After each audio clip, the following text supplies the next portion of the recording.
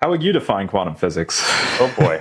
It's getting right into it. A net production of them. So they're just coming in and out of existence. They're just popping in and out of existence all over. It's like that's just like a soup that's just going on. You are able to prove that it's fundamentally probabilistic. Now you have all these things falling in that are entangled with things on the outside. And then it's like building up this macroscopic entanglement. In an ideal world, it's like the quantum computer will overshadow all the other techniques.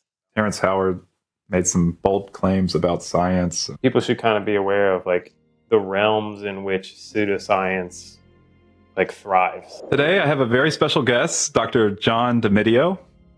Jon is an active quantum physicist at the Nastia International Physics Center in San Sebastian, Spain.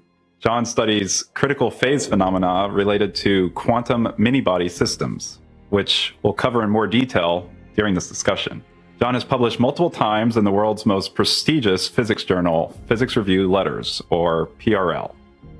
The journal, which also happens to be home to the largest number of Nobel Prize-winning physics papers, highlighted Jon's most recent publication as a feature article. We'll be talking about this work later in our discussion and the steps Jon had to pursue in order to get this project off the ground. Previously, Jon held a postdoctoral fellowship at Ecole Polytechnique in Lausanne, Switzerland, and he completed his Ph.D. in theoretical condensed matter physics at the University of Kentucky. This is where Jon and I first met during graduate school. He's been a great lifelong friend, an inspiring scientist to look up to, and I'm so happy you could take some time to join me here today. I really appreciate it. It's great to see you again. Awesome. Thanks, buddy. Yeah, it's good to be here. What led you into a career in quantum physics? Is this something you always knew about, or did you have some influences along the way that led you the way you are today? Major influences, for sure. Yeah, I mean, like I didn't really know anything about quantum anything. Well, when you're younger, you don't really know anything. You just start hearing about cool things like black holes and stuff like that, and you're like, wow, that's amazing. And then you just want to be like, oh, I like theoretical physics, and you don't even know what that means really, but you just kind of like look in that direction. And then little by little, you find interesting things along the way. And so just like quantum mechanics was one of those things where when you found it, you're like, this is the weirdest thing I've ever seen. Like, you know, and it's just so intriguing.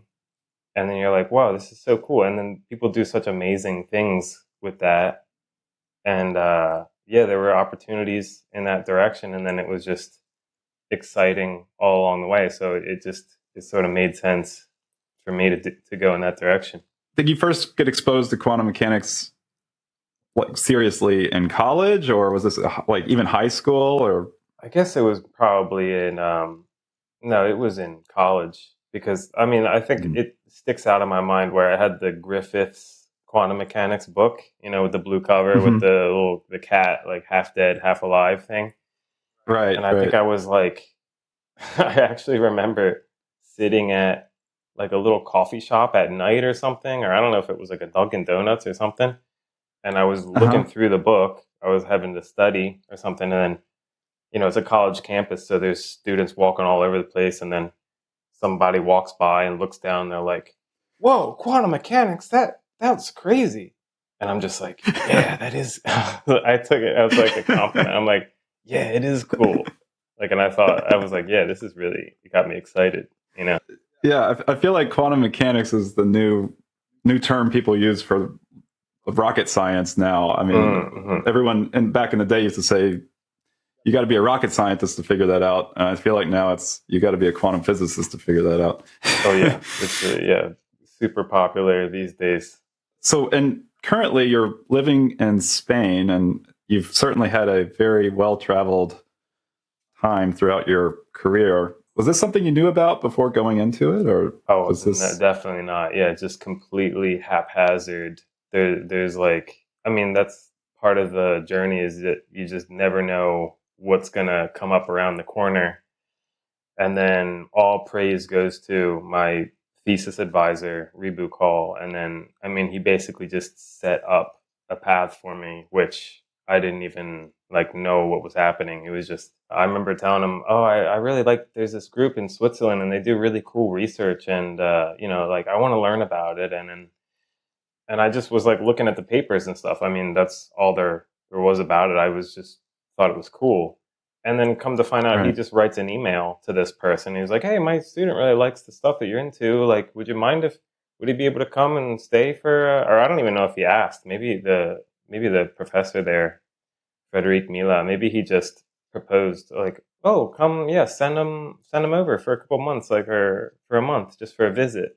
And I Uh-huh. was like, "This is unbelievable. Like, how is this even possible, really?" Like, I was like, "Is this real?" And then I just went, and it was insane. It was awesome. And then I don't know, I kind of Right. integrated myself into the group the best I could. I tried to learn something, trying to do something. I didn't really, you know, kind of seemed like I didn't.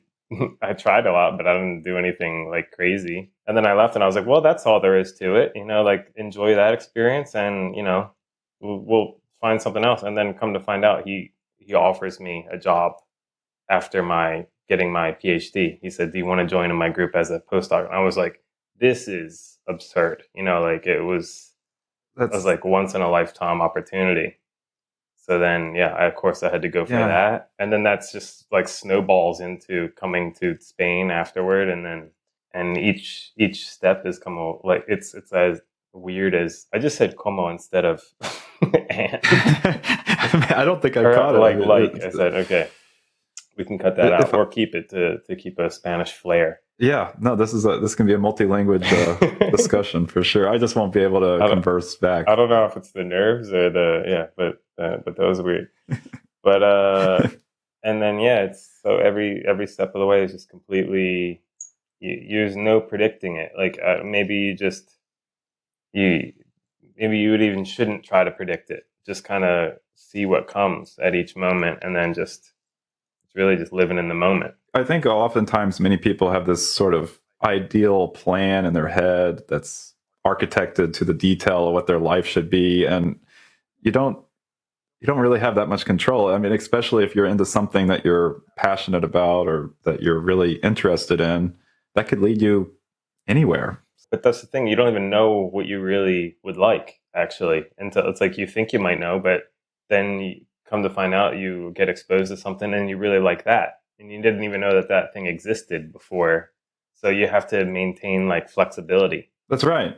with each stage, whatever you really enjoy, just, Mhm. sign up for more of that. And then from that, if whatever you enjoy from that, just sign up for more of that. And then you'll be doing something that you really like, hopefully. No, another interesting point that you made was it was in college when you first were really intrigued by quantum physics. But sometimes people think, oh, I know what I'm going to be when I grow up, like when I was 3 years old, 4 years old. It's like, well, you don't know everything at 3 or 4. So it's great to keep an open mind and then to pivot towards something like that Yeah. because there's so much to learn and you don't get to see that later sometimes until you're much older. Mm-hmm. Mm-hmm.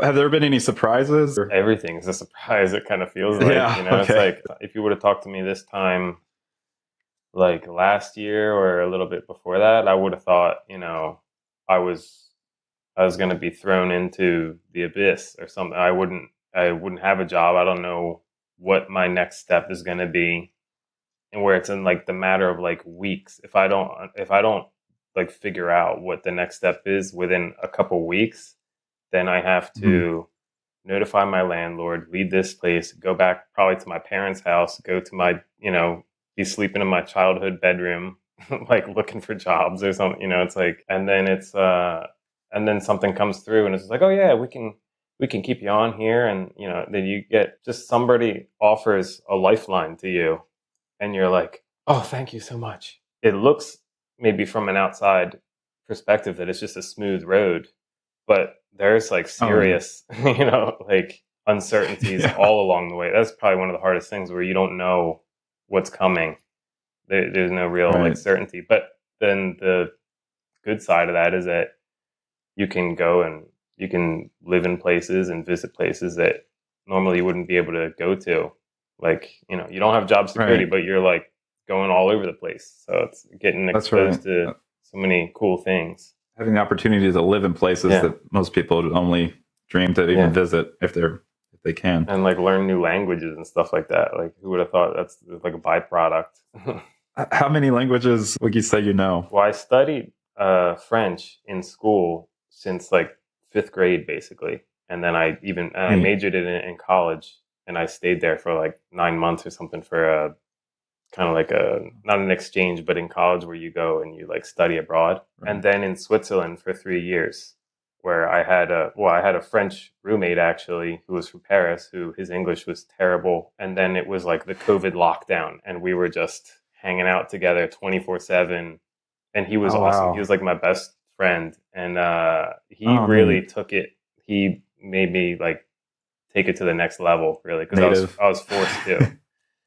And so I had that pretty good. And then, well, now I haven't used it, but now it's just Spanish, and then all the praise goes to my girlfriend, she's from Mexico, and she's taught me everything. So we still speak pretty much a lot of English, of course, because I'm a little lazy sometimes, but it helps for sure. So at least I got the exposure to it.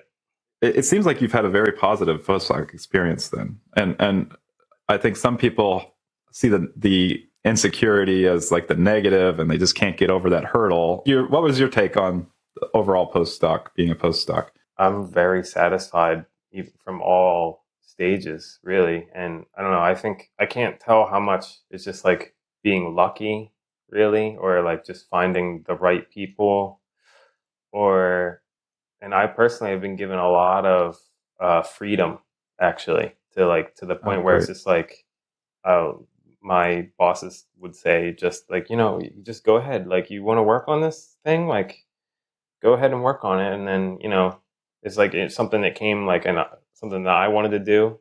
And then, maybe we even had a project lined up between the two of us, but then I have maybe something that like really is striking my interest, and then they'll see that, and then they've said like, yeah, just go ahead, like, go work on it, like it's all you, like. And I was like, to have the chance to get to do things like that is, maybe, I don't know how common it really is. Maybe a lot of times it's like, okay, you need to work on this thing. Well, you do have to work on things together, and they're also interesting things too. But to be given additionally extra freedom, it's like, it's amazing. I mean, most people don't have jobs where the boss says, do whatever you want, like, just get creative. I'll see you. Just do something nice. And then, but it's also, but you don't see your boss every day. No, yeah, that'd be a lot of times where it's like, you're just, it's scary too, because you're out floating, you kind of, you feel like, oh man, I'm not making progress on this, or, and then you feel guilty or something, or if you don't, something doesn't, you're not inspired that day or something. But I think in the end, yeah, it's a huge perk to have. I mean, everybody wants to have creative freedom. That's what it gives. Right. I feel like people just universally like that's what makes people feel good, when they like put their own input into something and they see it like pan out nicely, and they're just like, that satisfaction it doesn't get any better, really. And you're right. I think independence, there's a lot to say for independence. I mean, I suppose America makes that their whole mantra, but but it certainly is a perk. And in spite of all the position to position uncertainties, on the flip side is, that you get lots of independence, and you can really delve into what you're really passionate about. So that's pretty cool. And I think that's a great spin, because I think postdoc experience has more negative press than positive press online in lots of avenues. And I think it's like, there are some positives with it for sure. Yeah. I mean, it can be tough. There's lots of pressures too, but maybe even a lot of times those pressures aren't coming from the boss. Maybe the boss is like, all the bosses I've had are like just genuinely good people. And there were people where you like, you look up to them. You're like, oh, I'm so glad I'm involved with something where this is the kind of people that I get to be around, that are like, that I can look up to, and like, they all, they're just knowledge seekers. They want to understand things. And then even when you see like much more senior people and you're like, wow, they're just still so passionate about these things, and it's like so cool to see. No, that's great. That sounds really positive, and it seems like you've been very productive throughout your postdoc as well, with some very nice papers and publications and conferences. So, well, there could always be more. There's the outside. That's the outside pressure coming, where it's just like more and more and more, and I'm just like, wait, I just need to do this one, good, like so. Yeah, right. I feel like there's, I've had some quality things, but there's still, I'm feeling like there's outside pressure from not even just any individuals, but just looking at other people. And I'm like, oh my gosh, these people have a list of publications that it's like a scroll where you just unfurl it and it just goes on forever. And I'm just like, well, I don't have that, so the main thing is just not getting discouraged, really. It's just like, well, just continue on, like it's because if you just get discouraged and you're like, then you'll just throw the towel in. Right. No, yeah, I think quality over quantity is a great approach, and I think you've done very well. So that's terrific. Thanks, dude. So I suppose maybe we can orient the conversation to share some of your knowledge about quantum physics with the audience. How would you define quantum physics? Oh boy, getting right into it. Like I'm five. Okay, like the starting point is like, what does quantum mean? Like, why is it or quantum mechanics or something? Or there's regular mechanics and there's quantum mechanics. And right. Like I guess quantum means it's like it's discrete or quantized. It comes in quantized values, discrete values. And so that in and of itself is just already weird, where you're talking about the motion of particles, and then you're saying that, well, even that is in some ways like discrete. Like it's either one thing or another thing and nothing in between there, where it's like, normally it's not allowed by the universe, right? In between this state, this energy or this energy. Yeah, it's razor sharp energies. And they're like, that's just what it is. And, you can only have combinations of those, really. And so, the classic example, I guess, is just like planets going around the sun. That's like celestial motion. And then, they can orbit at any like radius or something. It's like they're not set to, the orbit of the planet. The sun doesn't have to be 90. Yeah, it doesn't have to be 93 million miles away from Earth. Right? I'm glad you know that. That's just the number. Some of my solar videos. Yeah.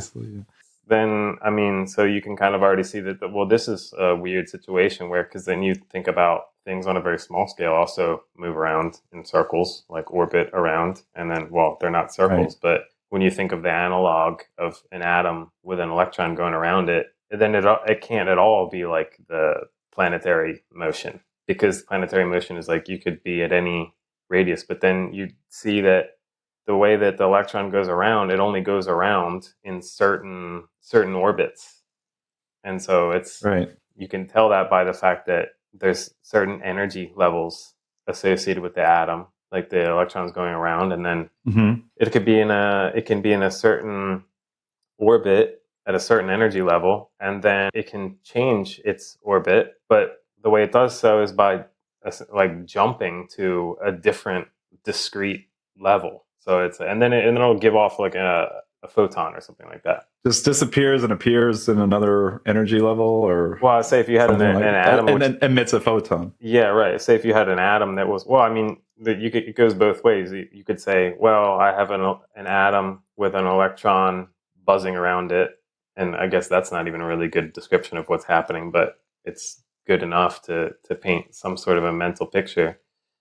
You have some atom, the electron's going around, and then you can say, well, I want to try to change the orbit of the electron. Well, you could shoot in a photon, and then the electron would absorb it. And then it would go to, now you're changing it, but now it can only go to like a discrete other orbit. And actually, it's like, it won't even absorb the photon. unless it's the precise energy to be able to boost it to the next higher level.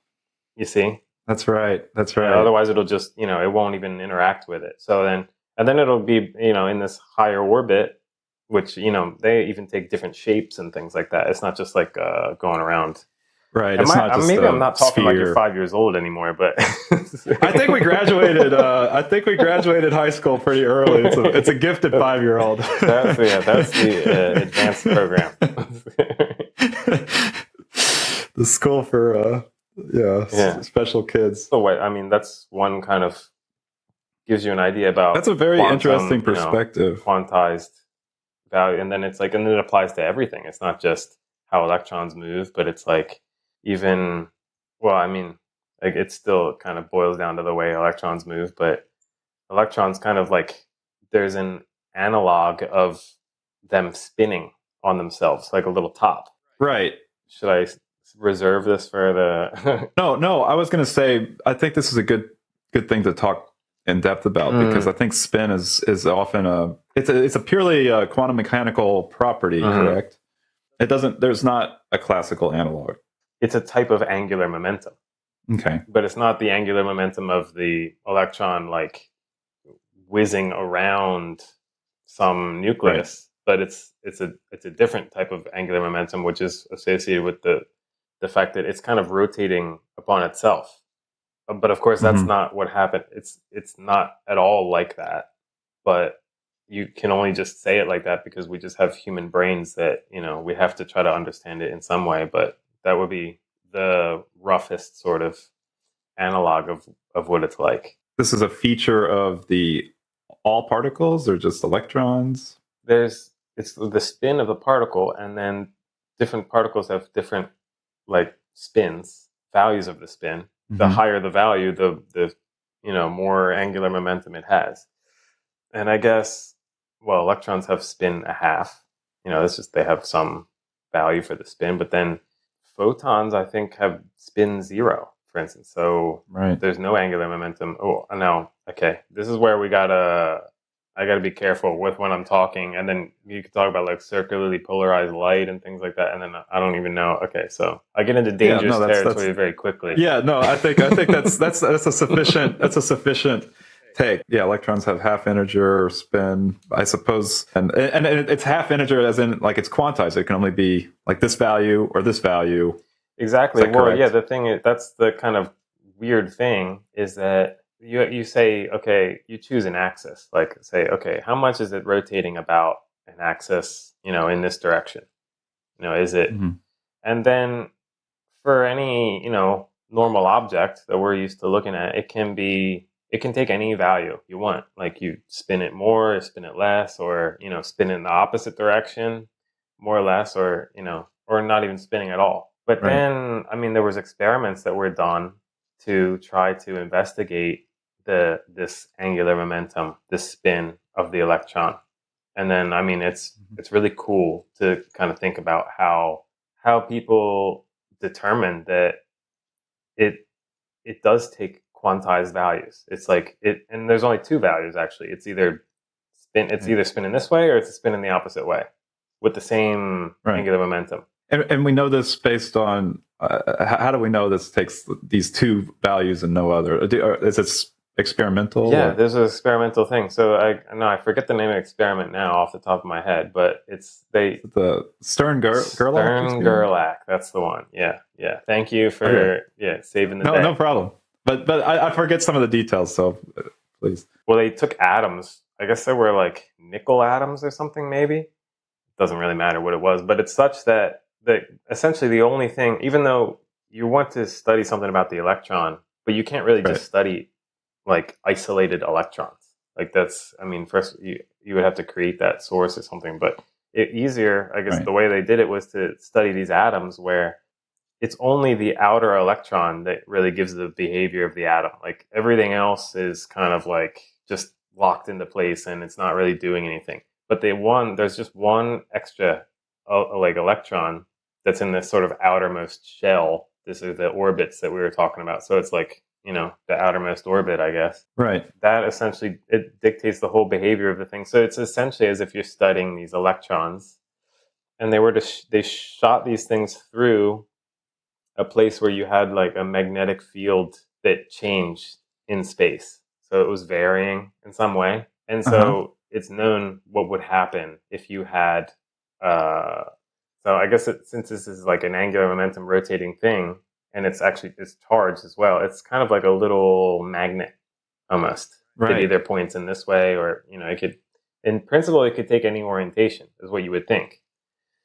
But then when you go and you send this through, now the thing is that if there's a little magnet, if you have a little, it's creating a little magnetic field in and of itself. Right. And then you send it through this like varying magnetic field. Now it's interacting with this, and depending on how that's oriented, it will deflect this thing in different directions.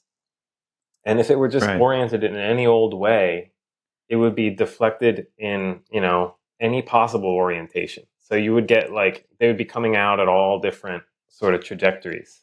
And then when you go and you do the experiment, you find that, well, actually they go in just exactly two different trajectories and nothing in between. So and then what it tells you is that it's either spinning up with exactly this, angular momentum and goes up, or it's spinning down and then it goes down. And then, but there's nothing in between. And it's it's the same strength. It's not like up with a certain, and a varying strength. It has to be a very specific value. So it's like even just the way that this particle is spinning on itself, which again, it's not really doing that, but it's the analog of that. It takes two values. That's it. That's really neat and very counterintuitive, because you just think like a random sample of atoms and with all these electrons, and every single one of them either goes to this or this. Yeah, right. I mean, it's like, well, they're coming out of this furnace or something. They were shooting them out of some source, and then they're coming one after another, and each one. I mean, the thing is that they're to be regarded as, exactly the same. Even though they're different atoms that come out each time, it's like you're repeating the same experiment over and over and over again with the same object, which is this atom with one kind of lone electron on the outside that's dictating what it ends up doing. Yeah, that's kind of a neat thing with physics experiments is you get a statistically significant number every time. I mean, if you have just a few grams of a material, you get Avogadro's numbers of atoms, and each one's donating a sample to this experiment. And the statistics kind of works into. I mean, it's measurements when already. You think about experiment, and then there's what they're doing at the Large Hadron Collider and stuff like that, and then there's a fire hose of data that's coming out of that at each moment in time, and one of the biggest tasks is just they're observing so many events that they just happen one after another, and they're just looking at all these collisions. And the biggest thing is just to be like, okay, most of the stuff we're not interested in, but every once in a while there's an interesting event. That's the thing that they want. And so they have to, in real time, this insane amount of data that's flowing out, and they have to have algorithms that go in and, be like, oh, boring. Okay, maybe put that in a maybe pile, and then we'll look at it later. And then it's it's sorting out all this stuff, and then just racking up statistics over time. It's crazy to think that. And then when they do certain experiments, they want to compare with theoretical predictions, and then they're checking certain quantities down to I don't even know how many decimal places. It just goes on they're in the 10th decimal place or something. Comparing to. And it's it almost seems like the experiments are as precise and careful and difficult to achieve as the theoretical things too, where they're just calculating things to absurdly, high precision. And then they're finding, okay, this matches now, or where it doesn't match. That's the thing, but everything seems to agree. So there's some theoretical model that simulates this experiment. At these energy levels, and then to the decimal of alpha 9. 0.00009. Yeah, that's the level of precision. in principle, I don't know anything about these We don't things, have but to it's say cool the to just exact be a value, but fan of, I mean, I just fan out on all these things. So like there's the G, it's called the G value of the electron or something. And it's like the GeV, what was that? the G value of the electron or something. Isn't it? It's like Oh, where the G value. like you introduce a magnetic field and how much is it like coupling to this electric field or something. It's kind of like That value is very well defined by both theory and it's something measurement. that can be calculated, theoretically. There's higher order processes that kind of happen. It's like, well, the electron interacts with a photon, and then that thing interacts with another electron, and then it's a kind of a virtual process. This is why physics is just a crazy thing. I mean, there's processes where it's like there's virtual processes that are happening because inside the vacuum, Right. it's just like there can be electrons and anti-electrons appearing and then disappearing, in the vacuum. And then so it's like, and then those things can interact with things that are already, present. And then, but then there's like even higher order processes where like even more virtual things happen. And people are calculating all these different, I mean, there's an absurd amount of different, different processes, and then they calculate them all and they all contribute to some number. And then they're getting down to like 10 decimal places agreement. And as they calculate more and more, you're getting more and more decimal places. So it's like, it's just, that's the theory works too well. It works too well, but it can really leave your brain puzzled to think about what's really happening. Mm-hmm. Well, there's another thing where it's like, it's kind of a mathematical framework, and then you kind of later on assign some physical meaning to that. You calculate something, and you're like, oh, this represents the time where the photon comes in and it produces an electron and a positron, and then they annihilate with each other, and it gives another. It's like, is that what's really happening, or is it just this is just some expansion, and then you have to, this is something that you calculate? I don't know. Maybe it is what really happens. Or suppose like the time scale on which this happens. Like how is it actually? I don't know. Oh, I mean, it would have to be it would have to be ridiculously small or something. I don't know. I'm pretty sure if there was some high energy, like somebody who knew really about these things, they'd be screaming right now. Like, so. Well, maybe we can hear about it in the comments later on. But post in the comments for now, if you know, please let us know. No, I think that sounds from what I understand, that seems reasonable. So maybe we can move into the theory a little bit, how these things are getting predicted in the first place.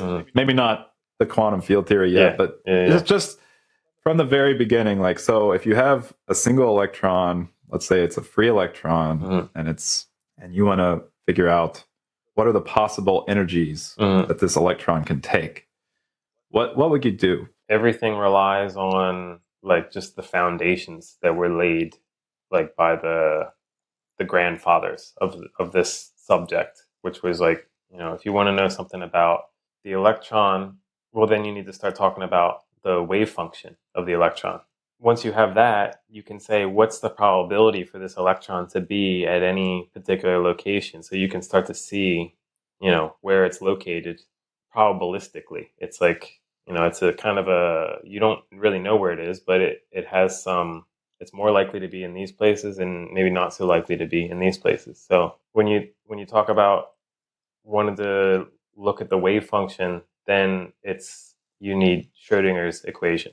This is it's like describes how, given a certain like setup, you have to say, well, where do you want to put the electron? Well, I don't know. You could put it in a box or something.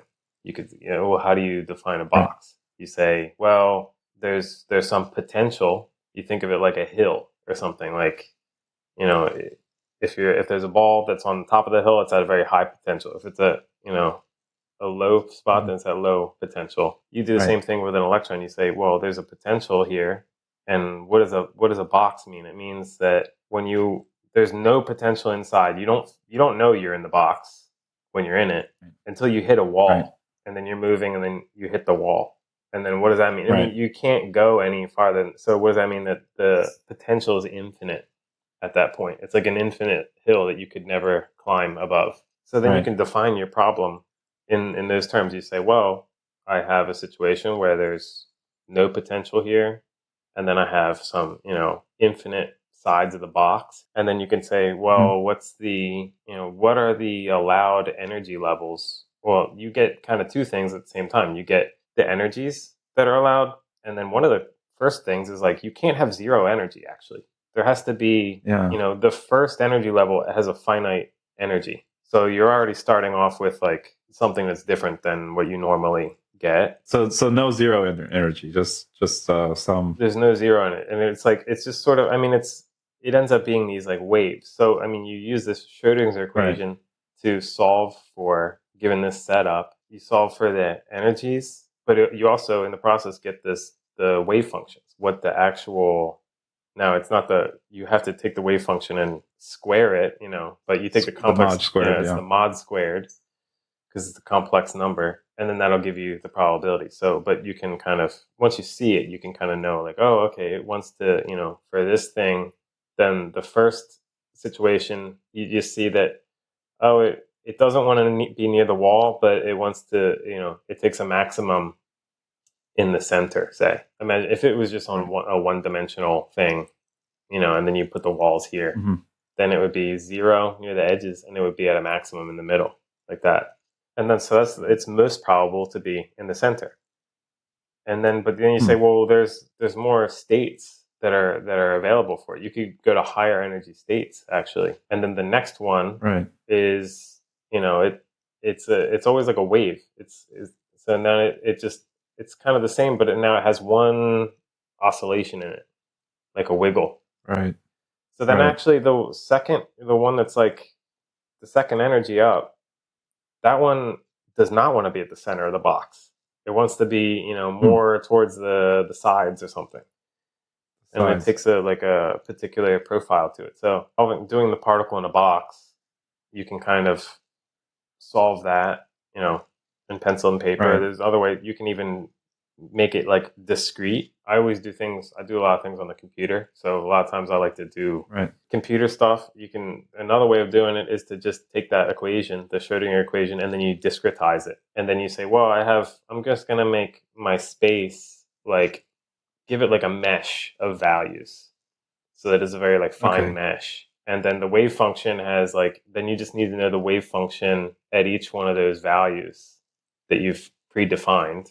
You could always make the mesh more fine later. And then when you go to solve the Schrodinger equation, it turns into a matrix equation. It's saying the Hamiltonian, which is given to you just by the fact that you know what the potential is. Normally it involves derivatives, things like that, differential operators. That gets converted into something like a matrix that will act on your wave function. The matrix being the values of the coefficients for your wave function at each point. So you can kind of think of that as a vector. Discretized point. Yeah.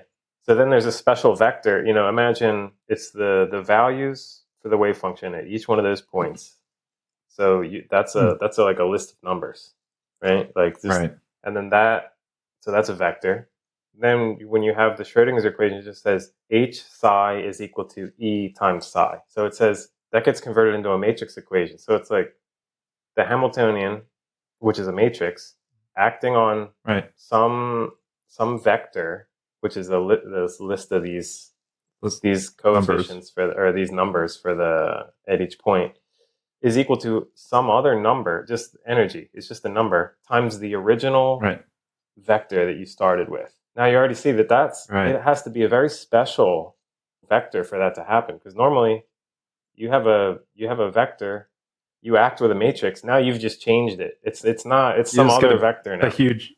Some other matrix and. Or it's like you take the matrix, act with a vector, then it gives you some other weird vector. It'll be could be many, not expressible simply in terms of the original guy. But this is saying, well, there's a special one actually that if you act with this matrix that normally just scrambles things up, you act with this matrix, and now it's going to give you just a number times the original thing that you had. It's like a factor of every single term in that. It's every single element that you had, which was like a common factor. Yeah, it's a common factor for each one of those elements from the wave function. And then you can solve that equation, like you solve it on a computer, and then what comes out, you get a whole list of like all the energies and all the corresponding eigenvectors. So there's the eigenvalues and the eigenvectors, that equation.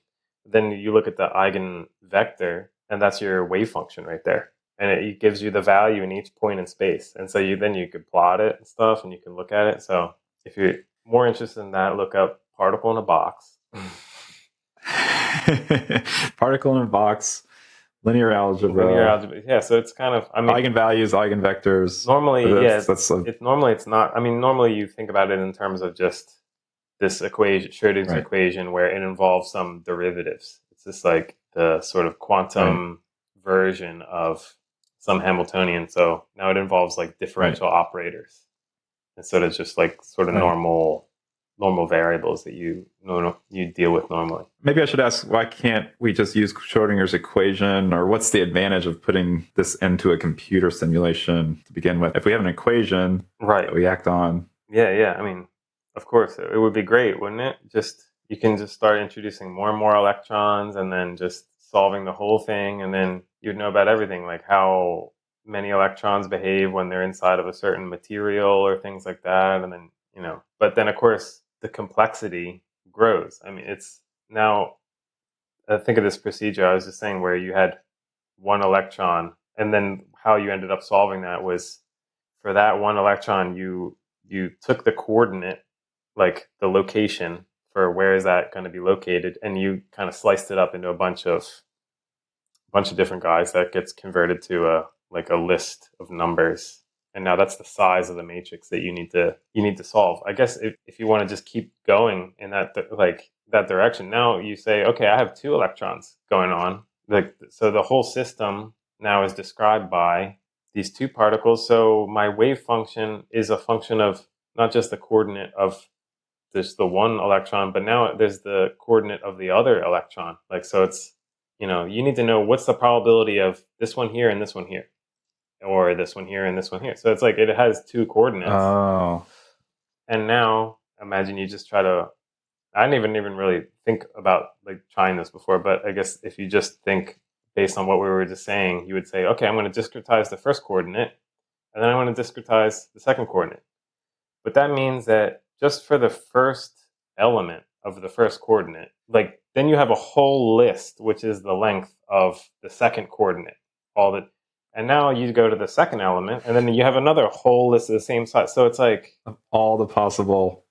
Yeah, it's not. They're not positions. Just adding together in complexity. It's like if you had n different locations for the first electron, then once you introduce 2, now you have n squared. Right. Then I guess the thing is, instead of just discretizing the line for the first one, and still this would just be in one dimension, for instance. So there's just just a line, but there's a line for the first guy and then a line for the second guy. So that's actually a 2-dimensional thing. So now that would be the size. Now you could just flatten that into a list that would be n squared elements. But now you could see you just went from n to n squared, and you just only, and there's only two electrons. So then one dimension. Yeah, right. So then what's going to happen? It's n to the power the number of electrons that you want to investigate, or you want to know about. Right. And that blows up really fast. So I mean, you can just do tiny little things, 12, 16 or something, and then it's and then people do really, really fancy things just to try to muster one extra one. It's because the difference between adding one and another is another factor of n. So it's you would have to speed up your code. You have to work real hard just to get one extra if you want to do it. And then that's not, that's a long ways away from Avogadro's number. Yeah, just another 10 to the 23 to go, I guess. Yeah, right. So you work on much bigger systems than just 1 or 2 electrons. Yeah. Well, it's special situations where you can you don't have to worry about the full complexity of it. There's tricks that you can do that allow you to effectively deal with many, many more particles. So 100,000 or something, or tens of thousands. something like that, which is still tiny. I mean, it's not like, but it's a lot, you can learn a lot, kind of give you an idea about real macroscopic behavior of many of these particles, kind of like behaving all at once. Or one of the techniques that you use is entanglement entropy. Mm-hmm. Do you want to give any? Well, I would say that's sort of like an application for, or I guess not an application, but like first you need to identify, okay, how are you going to learn something about a particular system? And when I say learn something, in my mind, I'm thinking about how do you simulate it on a computer, because that's what I'm usually doing. And then you talk about like different numerical techniques for how to take a problem. And then normally the problems that I'm accustomed to working with they're kind of very simplified already to begin with. It's like we call it the degrees of freedom, like what, where all the locations are for all the particles, what are their, what kind of, we call it configurations, what types of configurations are possible. It's already kind of restrictive because you just say, okay, I have, these things can just stay at these discrete places in space. It lives, we call it like on a lattice. There's a lattice of points. Right. And you don't, you try to look at larger and larger lattices, but all the particles that you're interested in, they only ever reside exactly at those lattice points.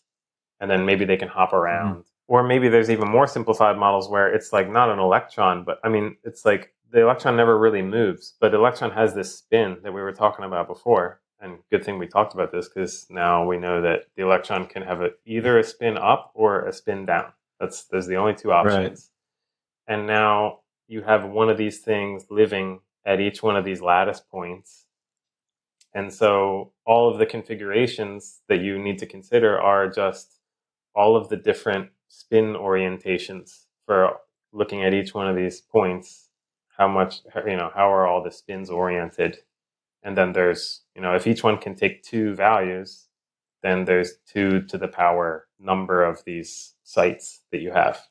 So, I mean, still that's huge, but it's a lot better than it's at least it's 2 to the power something and not, something larger to the power. Into the 10 to the 23. Yeah. So these are like real materials then that you're thinking about, or modeled materials? They're supposed to be some kind of like cartoonish version of what's going on potentially in a real material, where it's like, especially when you're talking about the spins, this is a model where these electrons are living at each point on the lattice. They can't move. They're charged, there's no charge moving around at all. It's just their spins can interact with each other. So this is something that's describing an insulating material, for instance. Okay. Because there's, charge can't move. It's kind of locked in, but there's still the spin degree of freedom of the electron that's going on. And then there's still ways for, even though it can't move, it still can know what its neighbor is doing. The spins can still interact with each other. And then so what people do is to like kind of build effective models. I remember my advisor told me before, where it's just like, you can either solve a dishonest model honestly, or you can solve an honest model dishonestly. So we're sort of taking the one where I start from the approach where we're starting with a dishonest model, but by golly, we're going to solve exactly what goes on in that model. So it's like, it's a very cartoon version of reality. But I kind of like it that way because, I mean, you keep everything really simple. Physics consistently does this. I mean, even in simplify. College physics, right? You just assume the plane has no friction and no air resistance. There's always some degree of toy. Yeah. I mean, why would you want to consider a more complicated situation until you've dealt with an even simpler one? Normally, that's right. I mean, well, you do want to consider because at some point you want this to correspond to what's going on in reality as well.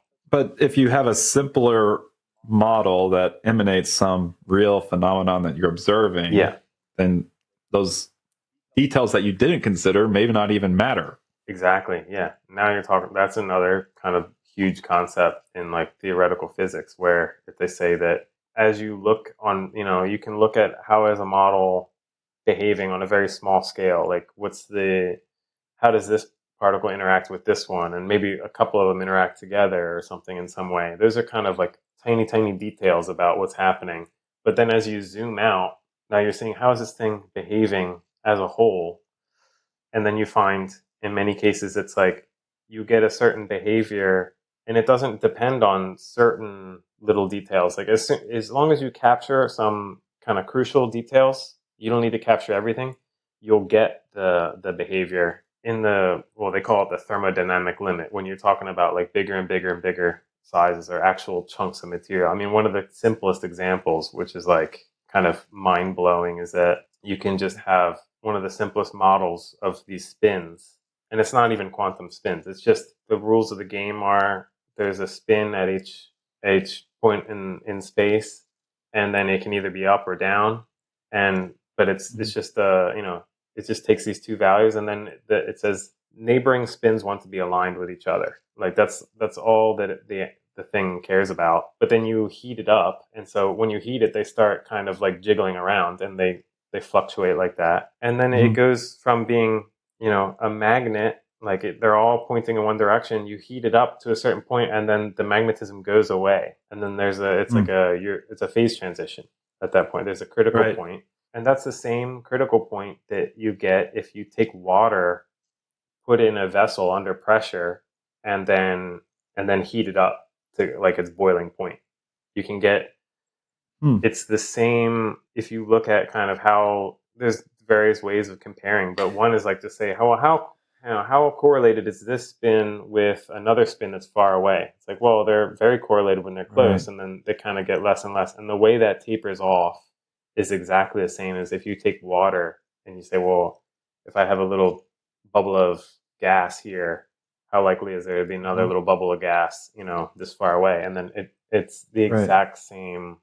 You can compare numbers, like there's actual numbers to describe these, and they're like, super precise. You would think they were completely different systems, or they would have nothing to do with each other. System. It's like that's the crazy thing. They have absolutely nothing to do with one another, but they behave exactly the same. But there's just these certain ingredients that each one has, and then at that special point, those are the only ingredients that matters, and everything else is irrelevant. That's like a technical term for it in a way. Right. So that's maybe part of the motivation for studying some of these. You mentioned phase transition, and I think most people are familiar with water's phase transitions of gas, liquid, solid, but there's lots of phase transitions out there, right? Oh, yeah. But, well, you just learn these things in school. It's like, well, these are the different phases of matter. And it's like, but a phase could be anything. It's like when something chooses, it does a certain thing, and then it does that, you're talking about many, many particles, and if they're all doing something in concert with one another, then that's a phase. Right. All they can see is just their next neighboring particle. They're all doing some different things. Yeah. But then at some certain point, every single one of them that does this other phenomenon, they all behave in this exact predictable way. Yeah, well, like you could take, when you go across a phase transition, it's like you could be, well, the theorist or someone working, doing simulations, you have control over how these things interact on a small scale with one another. So you could change that very slightly, and then you'd find that, on a large scale, they're all doing, this same thing. And then you continually just change this like tiny little like interaction that's going on between each one. And they're still kind of remaining in that phase, but then you can push it to a breaking point. Now, all of a sudden they decide they want to do something else. Like you've done too much. Right.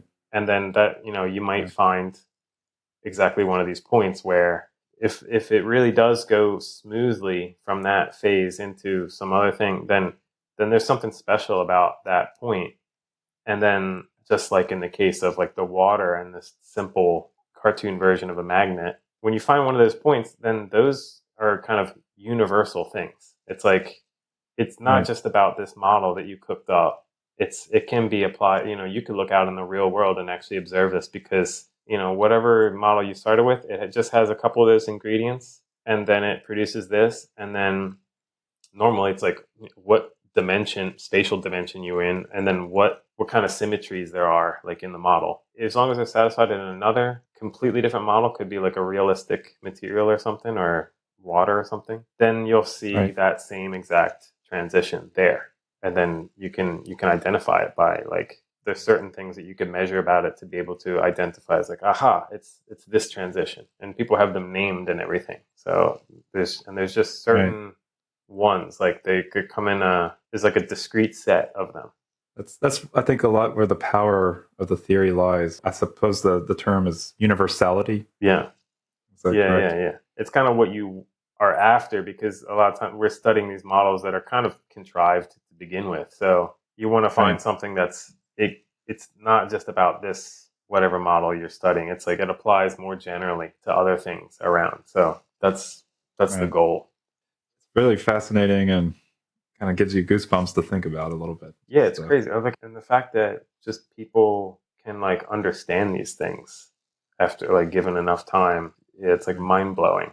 How you get to this this kind of understanding.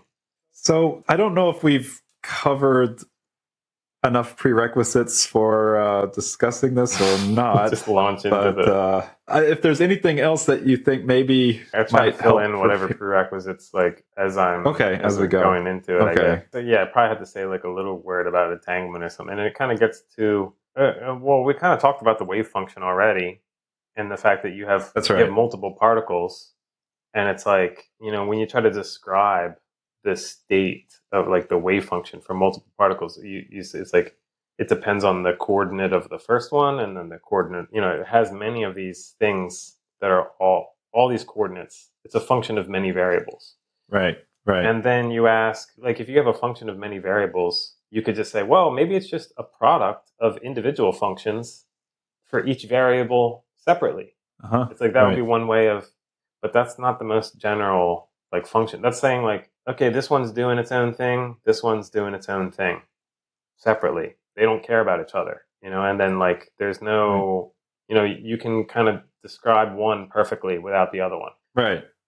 Those are completely unentangled particles. Like they don't, there's no, the wave function of the two can be written as a product of wave functions for each one separately. There's another way of saying that they're each doing their own thing. Like they really could care less. That's unentangled. That would be unentangled. Now, of course, the opposite of that, you basically just define it by saying that you can't do that. The combined system cannot be written as a product of wave functions for each separate guy. So it's just a more general kind of a way. Like the law of superposition, where waves just kind of combine together to form like some product wave, and that wave can't be decomposed individually for each individual. Yeah, I mean, I guess something like those wave functions can't be separated out. They can't be separated out. I'm trying to think of like some analogy. Like a more intuitive picture for it. I mean, physicists a lot of times just like understand the structure and just be like, well, this is what it is. But it's like sometimes you want a little bit of extra work to be like, well, what does this really mean? Actually, it has something to do with the way that the particles are correlated with one another as well. Because if you say that they can each be described, independent of the other one, even though they're in some like, combined system, but they're effectively separately doing their own separate thing, then they don't have any correlation with one another. It's like if you find some property about the first one, whatever property that is, it has nothing to do with what the other one is doing. Right. Whereas, probably need to mention like the most classic example where, I mean, we're kind of going back and forth between thinking about particles moving around in like real space, but then also mentioned like with the spins before, which is like one of the simplest setups that you could possibly have for quantum mechanics, because for one particle there's just two states, either it's up or it's down. Like that's it, the spin degree of freedom. Then you add another one, and then what do you have? Then you have four states, up, like that, and then like that. Right. So then you start saying, well, like what is a potential wave function for the system? Again, even though it's a different setup where it's like the spins, everything gets Mm-hmm. determined by the wave function. That's telling you like what's the probability, well, you take from the wave function, you compute the probability for them to be in each potential orientation combined. Right. Right. And then now you prepare them in a state.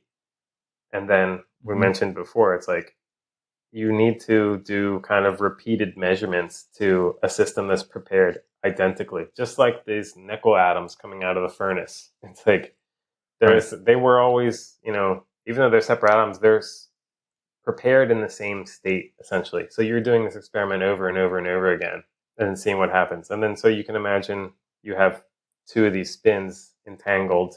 Now you want to learn something about what's going on. You need to prepare that many, many times in an identical way, and then measure something about it. Say like, well, I want to see what spin the first one is in, and then you say like, okay, I found it's spin up or something.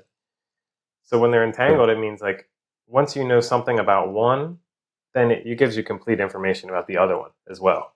So it's like they share some information between them.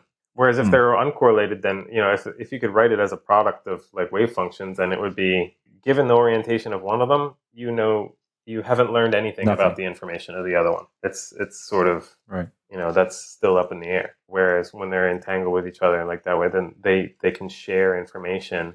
And they don't even necessarily need to be close to one another. I mean, you could prepare them in this state, and then they're just in that state. And then you could take one far away. I mean, I think theoretically you could take one to the moon or something. But I think people have actually done real experiments where they like separate them by, who knows how far, like in some city or something. Okay, maybe or you can do it with photons. That's why they've done it. Right. And I think there's certain records. That's one of those things they keep trying to like out best push the benchmark. Pushing it. They would like to take it to the moon, I suppose. But I don't know if that one's done. Just entangle every particle on the moon. There's some system here. Yeah, it's sort of this is one of these really weird quantum ideas where what I think Einstein termed it spooky action at a distance. I don't know if this is exactly what he was referring to or not, but it's almost spatially independent. They're quantumly entangled, and knowing some information about this state and changing it even will also cause some entangled state to act accordingly, and some information about it. Right. Is that a fair assessment? Well, yeah. Once you like measure something about one of the spins, it means like you force it into. Before you measure, you don't know what it's going to be in. You prepare them in different states. You could prepare it in a state where you know every time exactly where, but you can also prepare it in a state where it's almost like 50-50 chance for it to be in one orientation or another.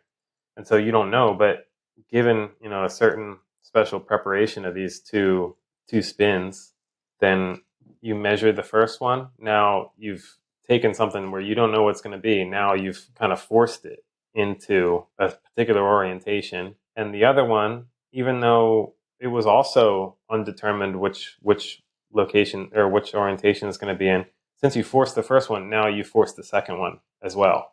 So it's like it seems like you've influenced the other one, and but there's still something that's not like I've heard someone named John Bell who like worked on like foundations of quantum mechanics, and I think it was him that was talking about like a story or something. It was like something so-and-so's socks or something. I forget what the name of the person is. If you could fill that would be amazing. But you know what I'm talking about? I know the story you're talking about, but I'm blanking on the name as well. I don't know what the name is, but I mean the story goes, it's like, well, this guy always wears a green sock and a pink sock, but you don't know which foot the green or the pink one's going to be on. So when you see him and he's got long pants on, then it's like, he's got one of each, but you don't know where they are. If he lifts up his pant leg and shows, okay, this is where the green one is, then you instantly know the other one is the pink sock.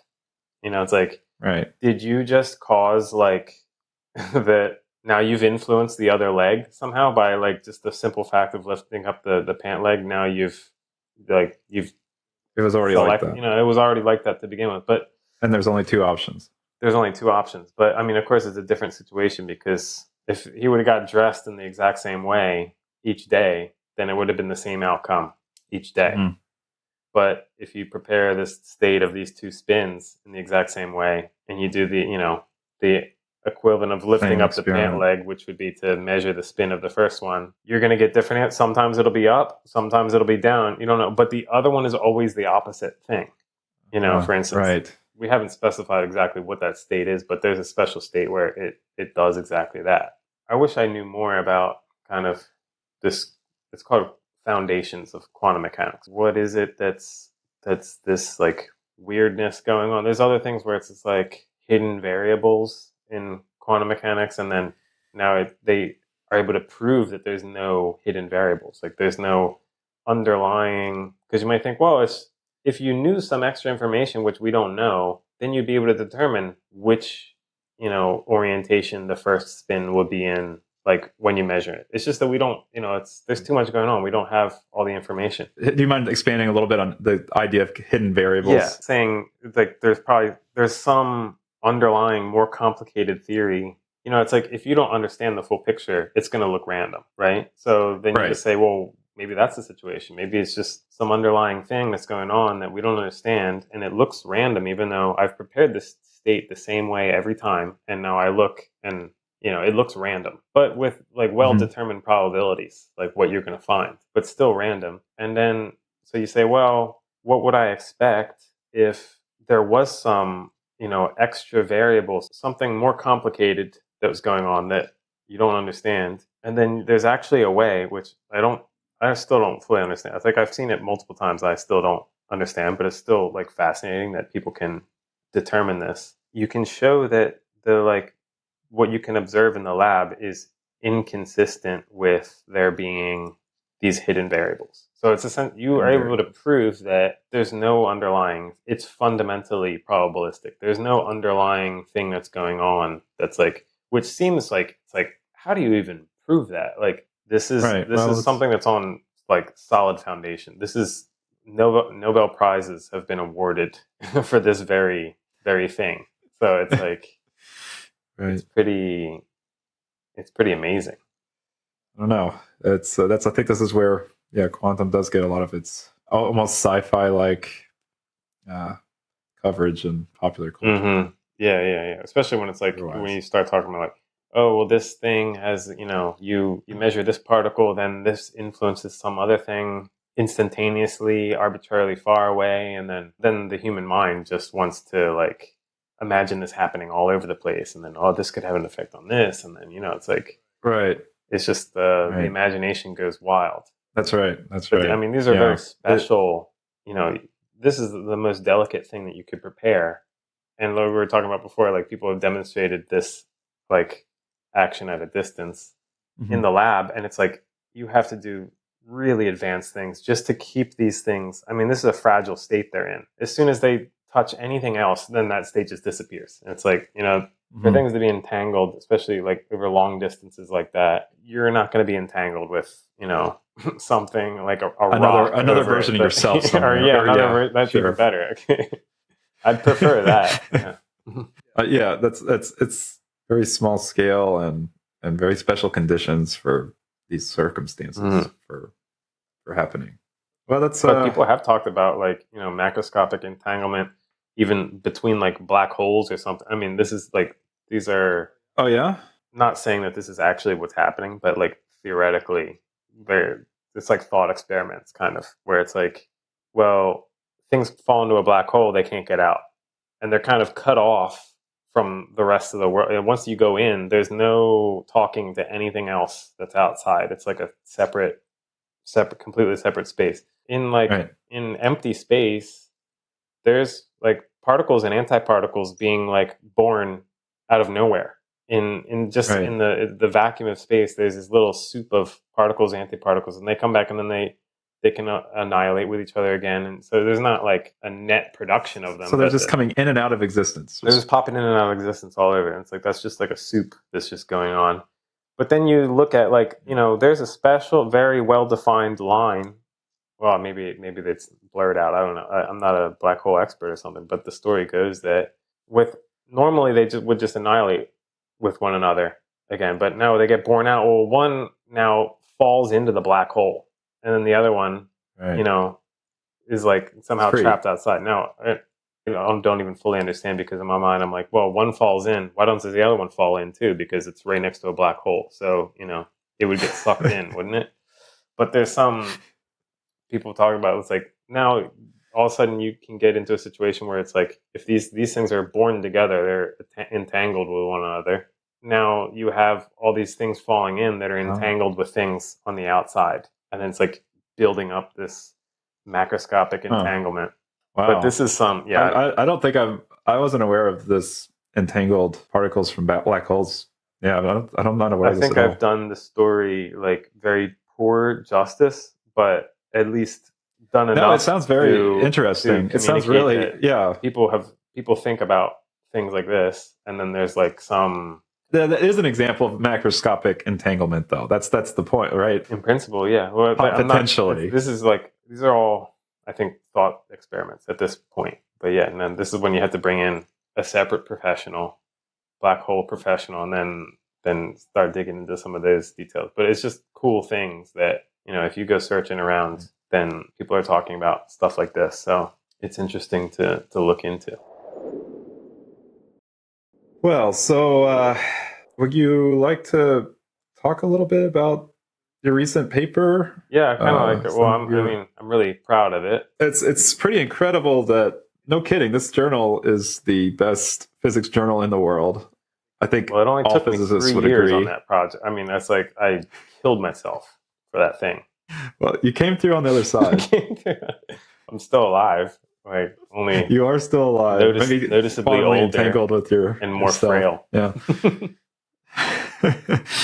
Well, the title of this work is Universal Features of Entanglement Entropy in the Honeycomb Hubbard Model. So I know this is a lot of concepts, some of which we've talked about, but some that we haven't. What were your thoughts in getting in with this? Maybe this is an overview. And yeah, well, I feel like there's almost like two separate stories, where one is like kind of the physics behind it, and then how did I get into that, thinking about that problem. But then also, well, that kind of leads into like the actual execution of it and what that process was like. Because I mean, it was an arduous thing, but it was like it was a work of passion as well. So it was like, only because I was so like kind of obsessed with it that I was able to sustain myself for, how many years doing that. But I mean, I had been doing this entanglement entropy. So we talked about the entanglement before. Now we're slowly building this, the entanglement. And then, so there's information that's shared between these particles. And then it's like, the entropy is just saying, like, how much information? That's it's like the roughest kind of quantifier of like, how much entanglement is there, kind of broadly speaking. And the cool thing about it is that by answering that question, then you learn kind of fundamental properties about whatever system that you're studying. So that's kind of the allure of it, is that sometimes you kind of have to work hard to determine like certain properties about your system, say like, and normally these are all kind of like, again, this is get back to like the universal things, because it's like, well, you study this model on a computer and it behaves in a certain way, but you want to know, like, you want to be able to identify it. You say like, okay, well, there's a phase transition. Which one is it? Is it the same one that's in water? Like, you want to know, you want to be able to label it, like, to know what you're seeing. I mean, of course, there's other ways of knowing that question. You don't have to resort to using like entanglement entropy, but by looking at this quantity, then you can kind of identify how this model that you cooked up, what that corresponds to in terms of some like abstract model. So this is a lot like comparing what's going on with these models that you put on a computer with other like theoretical models in physics, which are described in a completely different context, which is like, it's the language of field theory, which says everything's like fields. It behaves like everything. It just takes on a certain value as a function of space, and then these things can have the same behavior as these models that you have defined on your computer. So there's a lot that's known about the field theory side, actually. And one of the There's a lot that's there's a known. lot that's known about the theory. I mean, in very Right. like kind of Okay. limited theories, like Certain theories symmetries and that don't have interactions in them. It's like they're called like Okay. free theories. Once you add interactions, it becomes more complicated. Then you have to like do hardcore things to be able to, and then you can't really know things exactly. It's like kind of just approximate solutions to it. But there's a Right. lot that's known in certain cases from field theory, and then in particular, there's a lot that's known about like entanglement entropy. This particular quantity, how much entanglement there is between one region and another region. Because once you take a region, you say there's a whole bunch of particles inside this region. How much are they entangled with what's going on outside, or like all the particles outside? And so I think one of the nice things is like from the field theory side, there's a lot of theoretical knowledge that's known. So even to the point where it's just like, if you take a region that has like a corner in it, then that's going to show up, and it'll show up with a certain like behavior. Like normally you kind of look at like, okay, how does the entanglement entropy increase as I start increasing more and more like the number of particles or something, or like make this system size larger, this lattice larger. Yeah. And then there'll be certain features, like maybe there's a corner, and then that'll show up in the growth of this entanglement. It just shows up like as an extra, say, there's like a logarithmic term that can be, you always like end up fitting to these things. So you do these numerical simulations, and you say, okay, how much is this growing? And then you kind of plot it like a line almost, and you find like, oh, it's actually not really a line. It's got a bend in it. Like, and you say, oh, it's more than just a line. That's actually the weird, I mean, that's probably one of the most basic things actually is like, and you take a region and you say, how much is this entangled with the outside world? And for quantum systems that are like kind of you're usually looking at like the low energy behavior of the system. So it's like described by a wave function, and it has a lower energy, kind of like that first, the particle in the box, where it was like that first little one. It doesn't have tons of wiggles in it. Right. You consider the most simple one, which is still, insanely complicated. The amount of entropy is just proportional to how big the boundary is actually. So it's sort of like, and in a way, there's it kind of connects up with what we were talking about before, where we were talking about when you have two particles that are entangled with one another, and then you say, well, how much entanglement is there between this guy and this guy? It's like you kind of think about, oh, if I cut that, how much information is stored in between? And then that's log 2. That's what it would be for this little the example we were talking about before. But if you had a whole bunch, if you imagine now you have a big lattice, all these points, and now you just tile them like placing dominoes. And each domino is one of these pairs that the pairs are entangled with each other. You line up all these dominoes, and now I make a cut like out of that section. It's like, well, how many dominoes did I cut? It's just proportional to like the boundary, So it's like, so it's saying like, well, how much entanglement if in those particular states where the states look like just a whole bunch of domino tilings of these tiny little entangled pairs, that's a special state. And if you cut it out, it's like the entanglement is just proportional to how big the boundary is. Because normally it depends on how you place the dominoes. Of course, if you place them like this, then you're not cutting when you go this way, but it's still just proportional to the boundary. It's the leading behavior. Like the amount of entanglement is proportional to the boundary. It doesn't depend on like how many are in the inside. Like those don't contribute. So it's like the entanglement is like kind of local between that, that's the largest contribution. But then the interesting bit is it's like, okay, so there's something that scales proportional to the boundary. But then there's extra things actually, and those are kind of the interesting things. So it's saying like, okay, there's something going on from the boundary. That's fine. That's telling you about what's going on at a small scale, just like that you've cut these, things. But then there's things in the interior that are interacting, with things that are far away. So it's like those are normal. That's like that's something to do with the collective behavior of the system. It doesn't have to do with like a particular pair. It's like the collective Right. behavior of the whole thing. And so that can show up in extra contributions. It's interacting with itself, or is it outside of this defined boundary? The particles inside are interacting with other particles outside of this boundary, Yeah, or with like outside. within Yeah. outside. So it's like, okay. everything that, if when you look at the entropy or the entanglement entropy, it's like if something would be everything that's entangled with whatever's like inside, that doesn't count, because the question is, well, how much is the inside interacting with the outside? And so it's like anything that's just Right. going on Okay. here, Okay. I see. that doesn't get counted. The only thing that gets counted is how much with inside with outside. Okay. And so the primary contribution is from right near the boundary, but then there's other things that are, more extended kind of interactions, not just a local thing.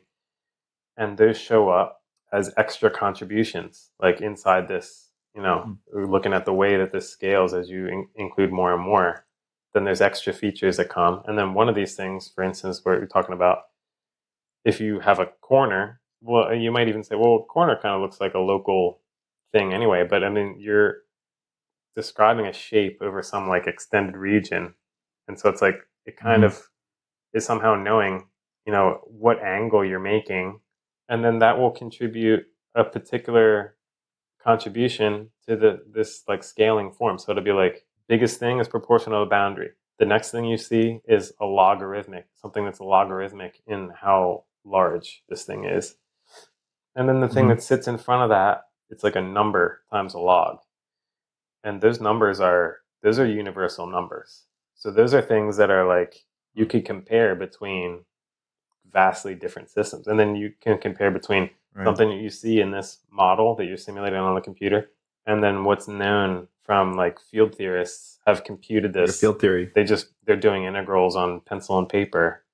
And then eventually they probably put it in Mathematica or something to crunch the final number, but simplify some terms. Like do the integral like on the computer or something. But in principle, it doesn't know anything about these models, like these specific models. But then they compute these numbers. Then you do a numerical simulation, you fit, and then you see, oh, I'm getting the log with the same exact number. And then you can identify it with exactly what theory. So in practice, then perhaps you calculate maybe some number from this lattice, and then you go to these field theories and see which ones gave the same number for a certain symmetry or group or something. Well, yeah, it would seem like, well, this lattice identifies with this. Yeah, is that in principle? Yeah, like I mean that's kind of what you do, but in practice, kind of like you already kind of know, and you just want to the correspondence like what there actually. It should.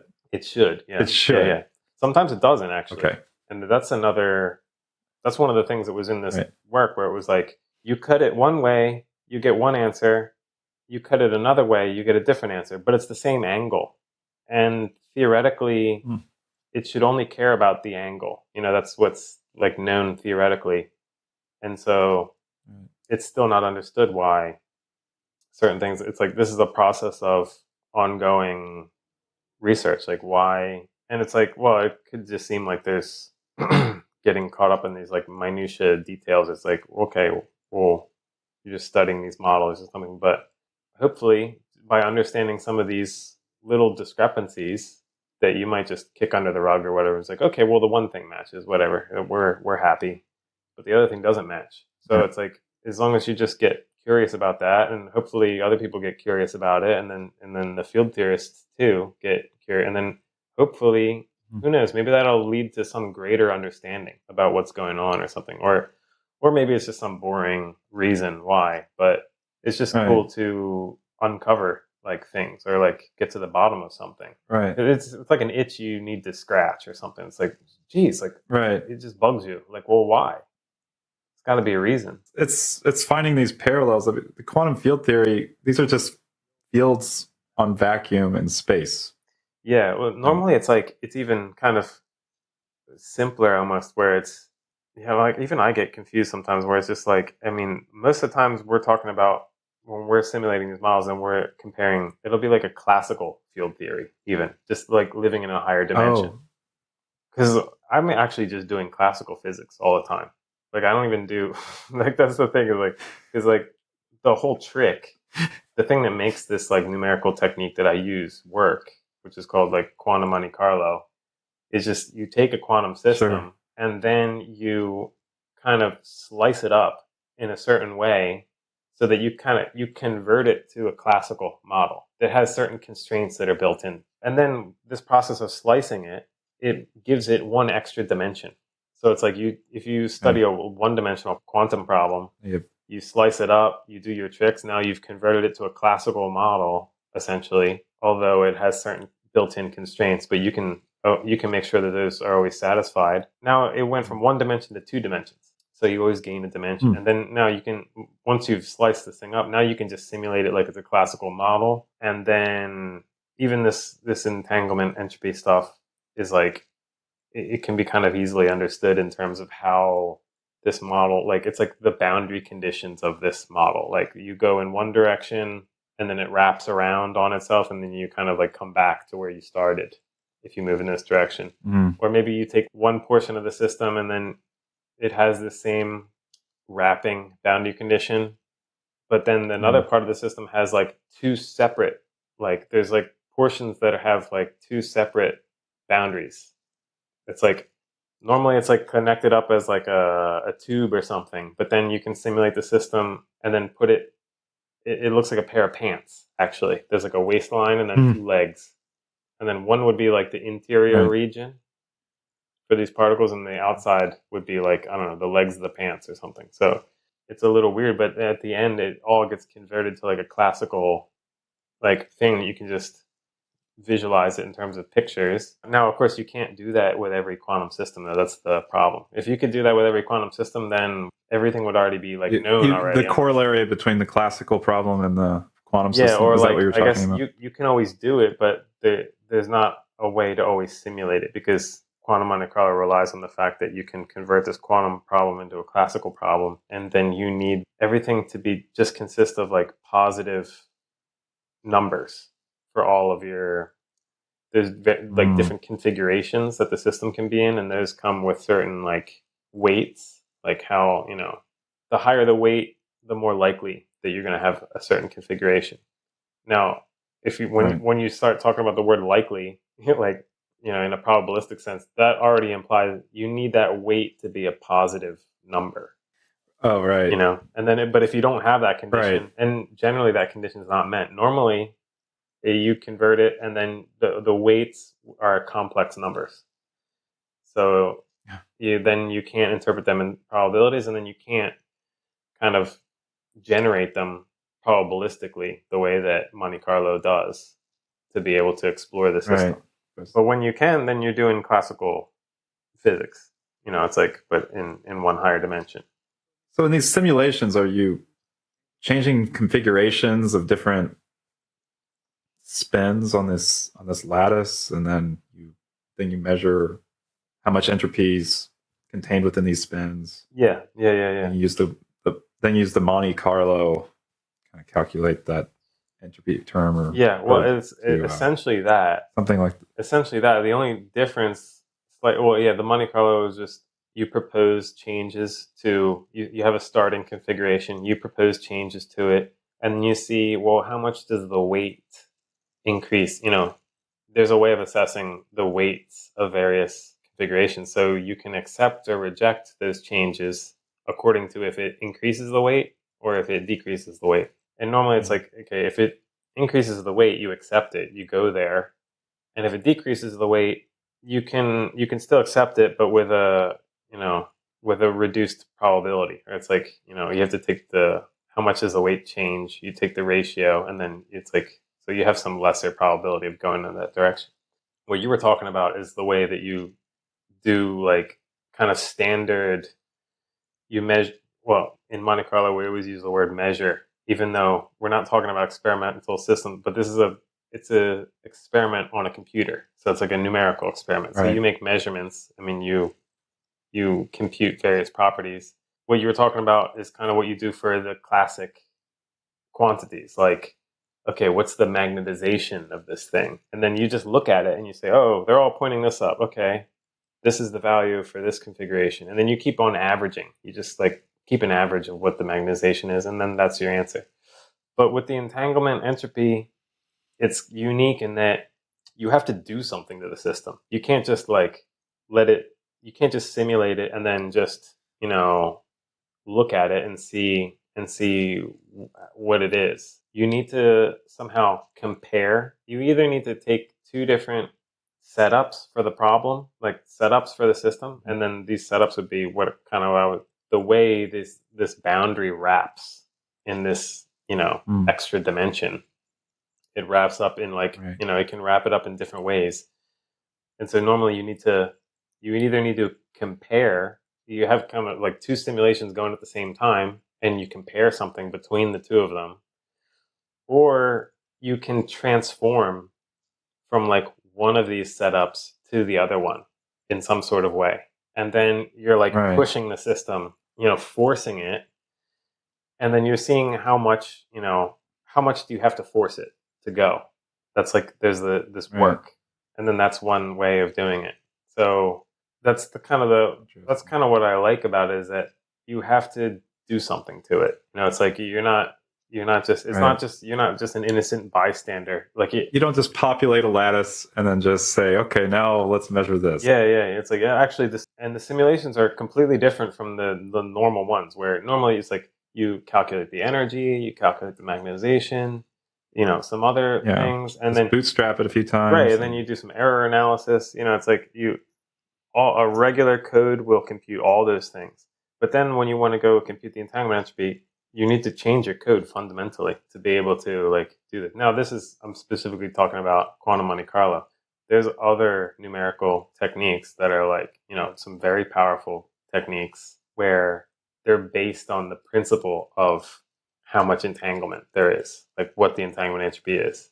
And so the way they proceed, and I guess probably shouldn't get too into it.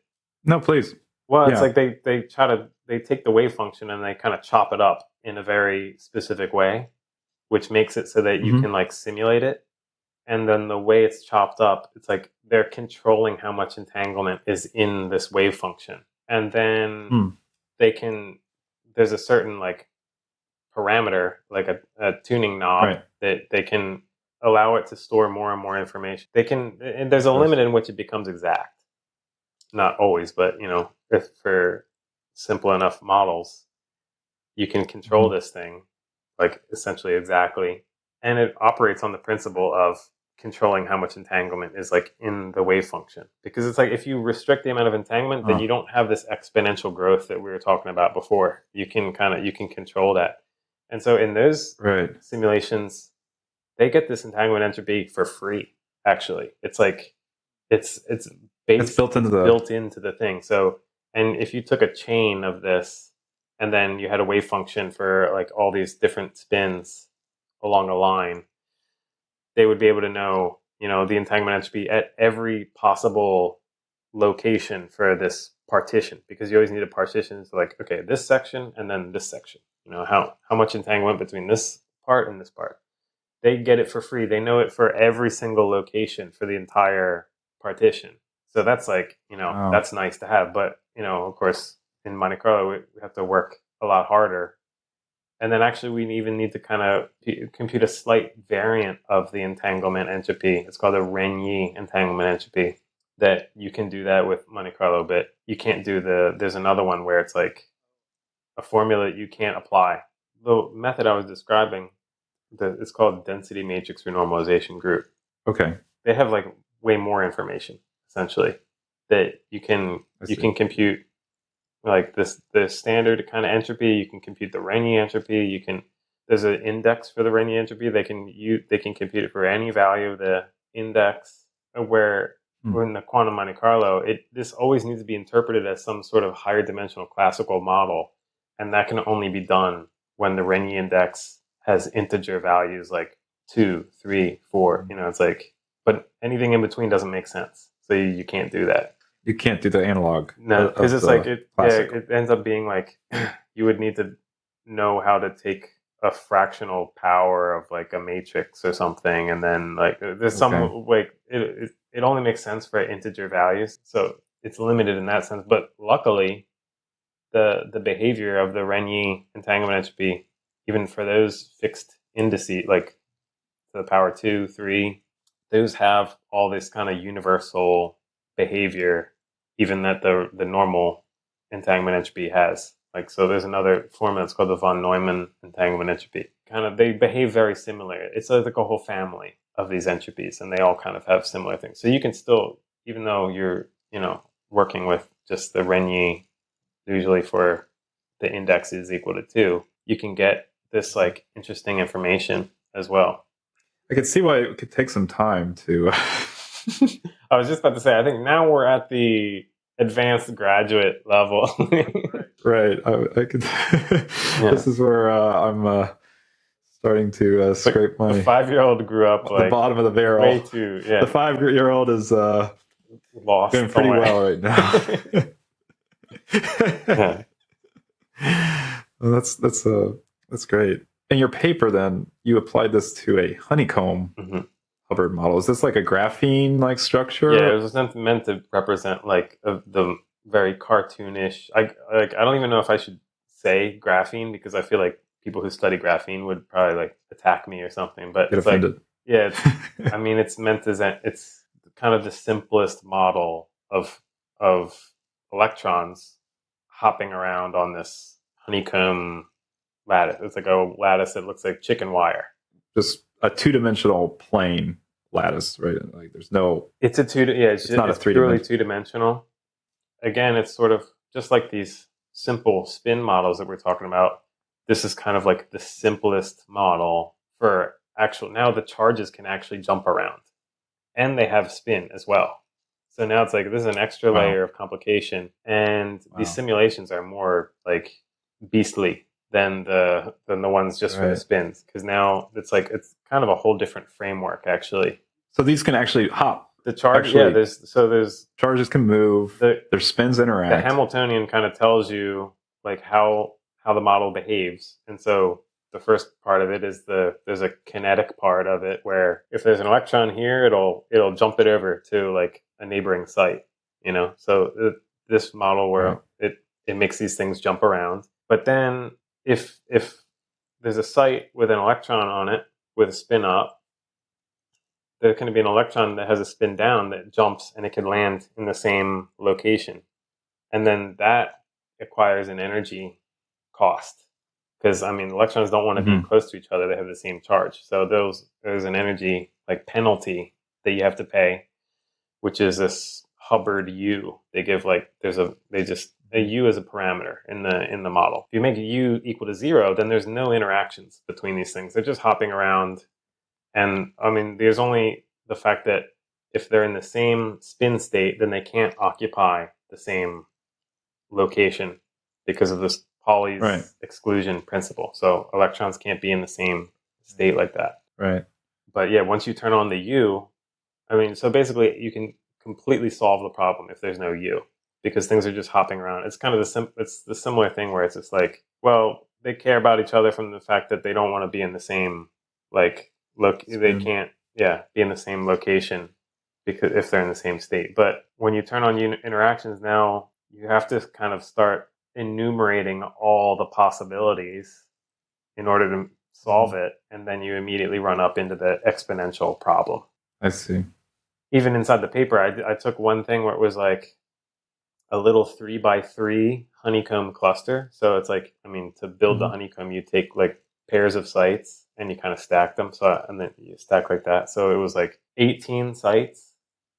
And that is the number of like spatial points. And then filling with 18 fermions, that was already too difficult to do it exactly on the computer. Like normally I check it with, for a small number of particles, do it exactly. That requires like building the entire, like all the possible states, writing it, converting it into a matrix problem, and then solving. I'm glad we talked about the matrices before. Like now it kind of like makes sense.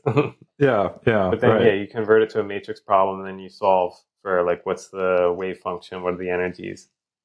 And then you even compute the entanglement entropy and stuff like that. I couldn't do it on my computer. So I had to use, in order to check that the code that I made was functioning properly, I had to check it to another like numerical technique, which is, designed to try to tackle problems like this, which is the one that we just mentioned previously, is the density matrix renormalization group. So that one is like you start with a wave function and then you just control how much entanglement you will allow for, and then you solve it, in with that limited entangled wave function. And then little by little you can add more and more entanglement and see, you need to get to the point where it's not depending on how much you allow anymore. And then that's the real answer. And even that was kind of tough. I had to put that on the supercomputer to like to do that.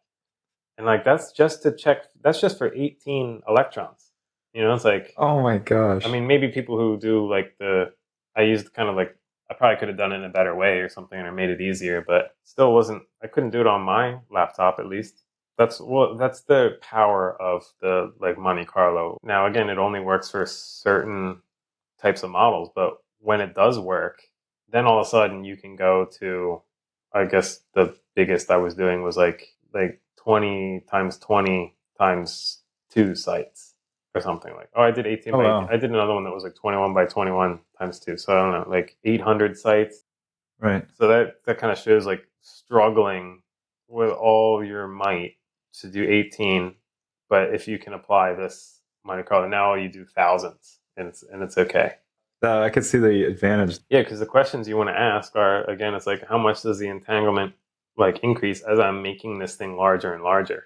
So you need to be able to make, first of all, you're very restricted in how many, how big you can make it. So yeah, you need to squeeze every drop of juice like that you can get out of just getting like one extra size or something. And if you're limited up to like a 3x3 cluster, there's nothing, you're not going to be able to tell anything about what this model is, how it's behaving, or even there's no way you're going to compare it to some field theory or something. In your work, then, what were some of your findings that line up with these theories? Yeah. You find well, phase transitions. The nice thing about this is that I kind of felt like, I mean, it was a lot of work in the end, but I felt like I didn't even really need to do that much to get something new, because kind of the point was just to apply some techniques that I applied previously with this, studying the spin models, apply those same principles, but now for the first time in these like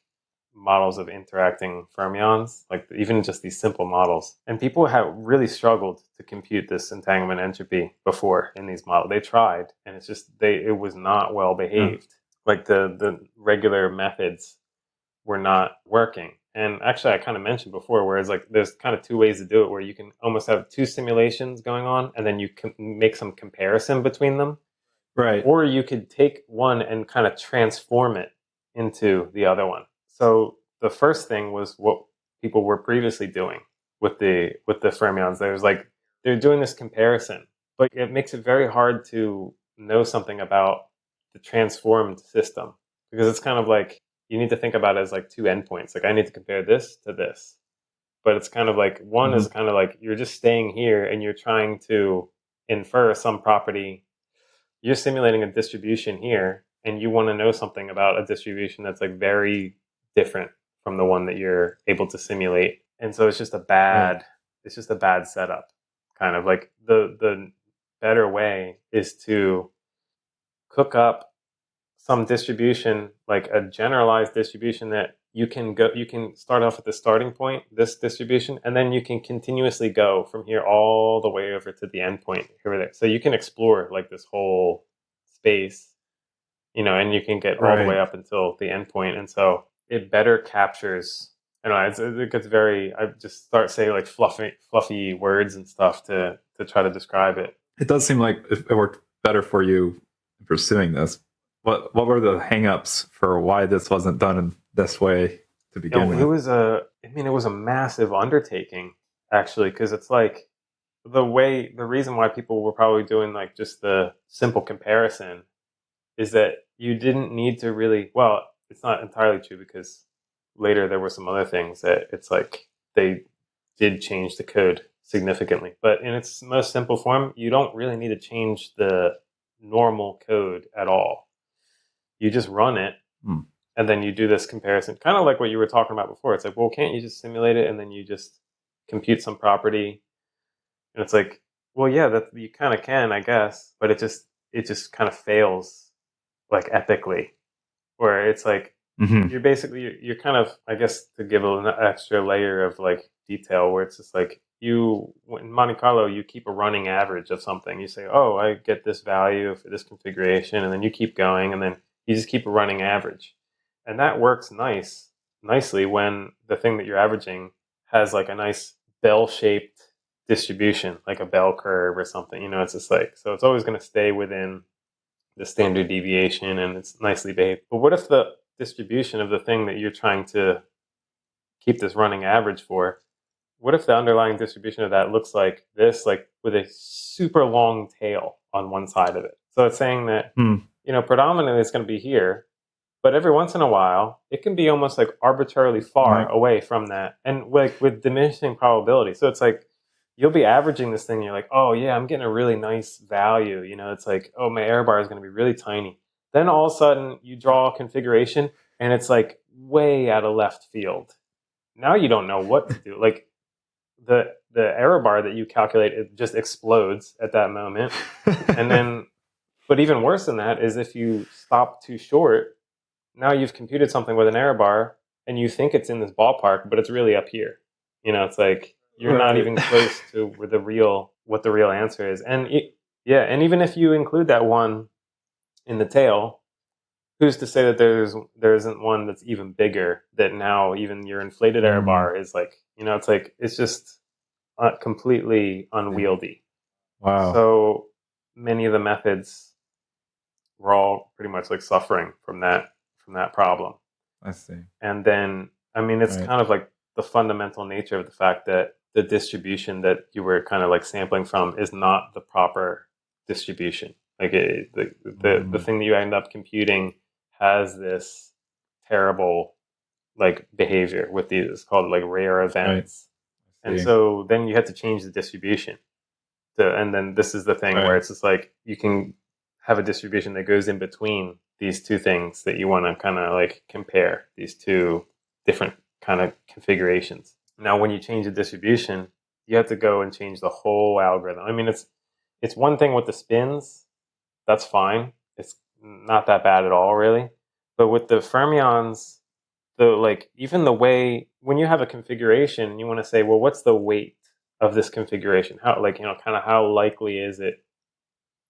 Even just to compute that little weight factor is difficult, actually. You need to have a whole bunch of these matrices. You need to multiply all these matrices together. Then you need to take the determinant of this big matrix. It's like, and all just so you can know how important this configuration is.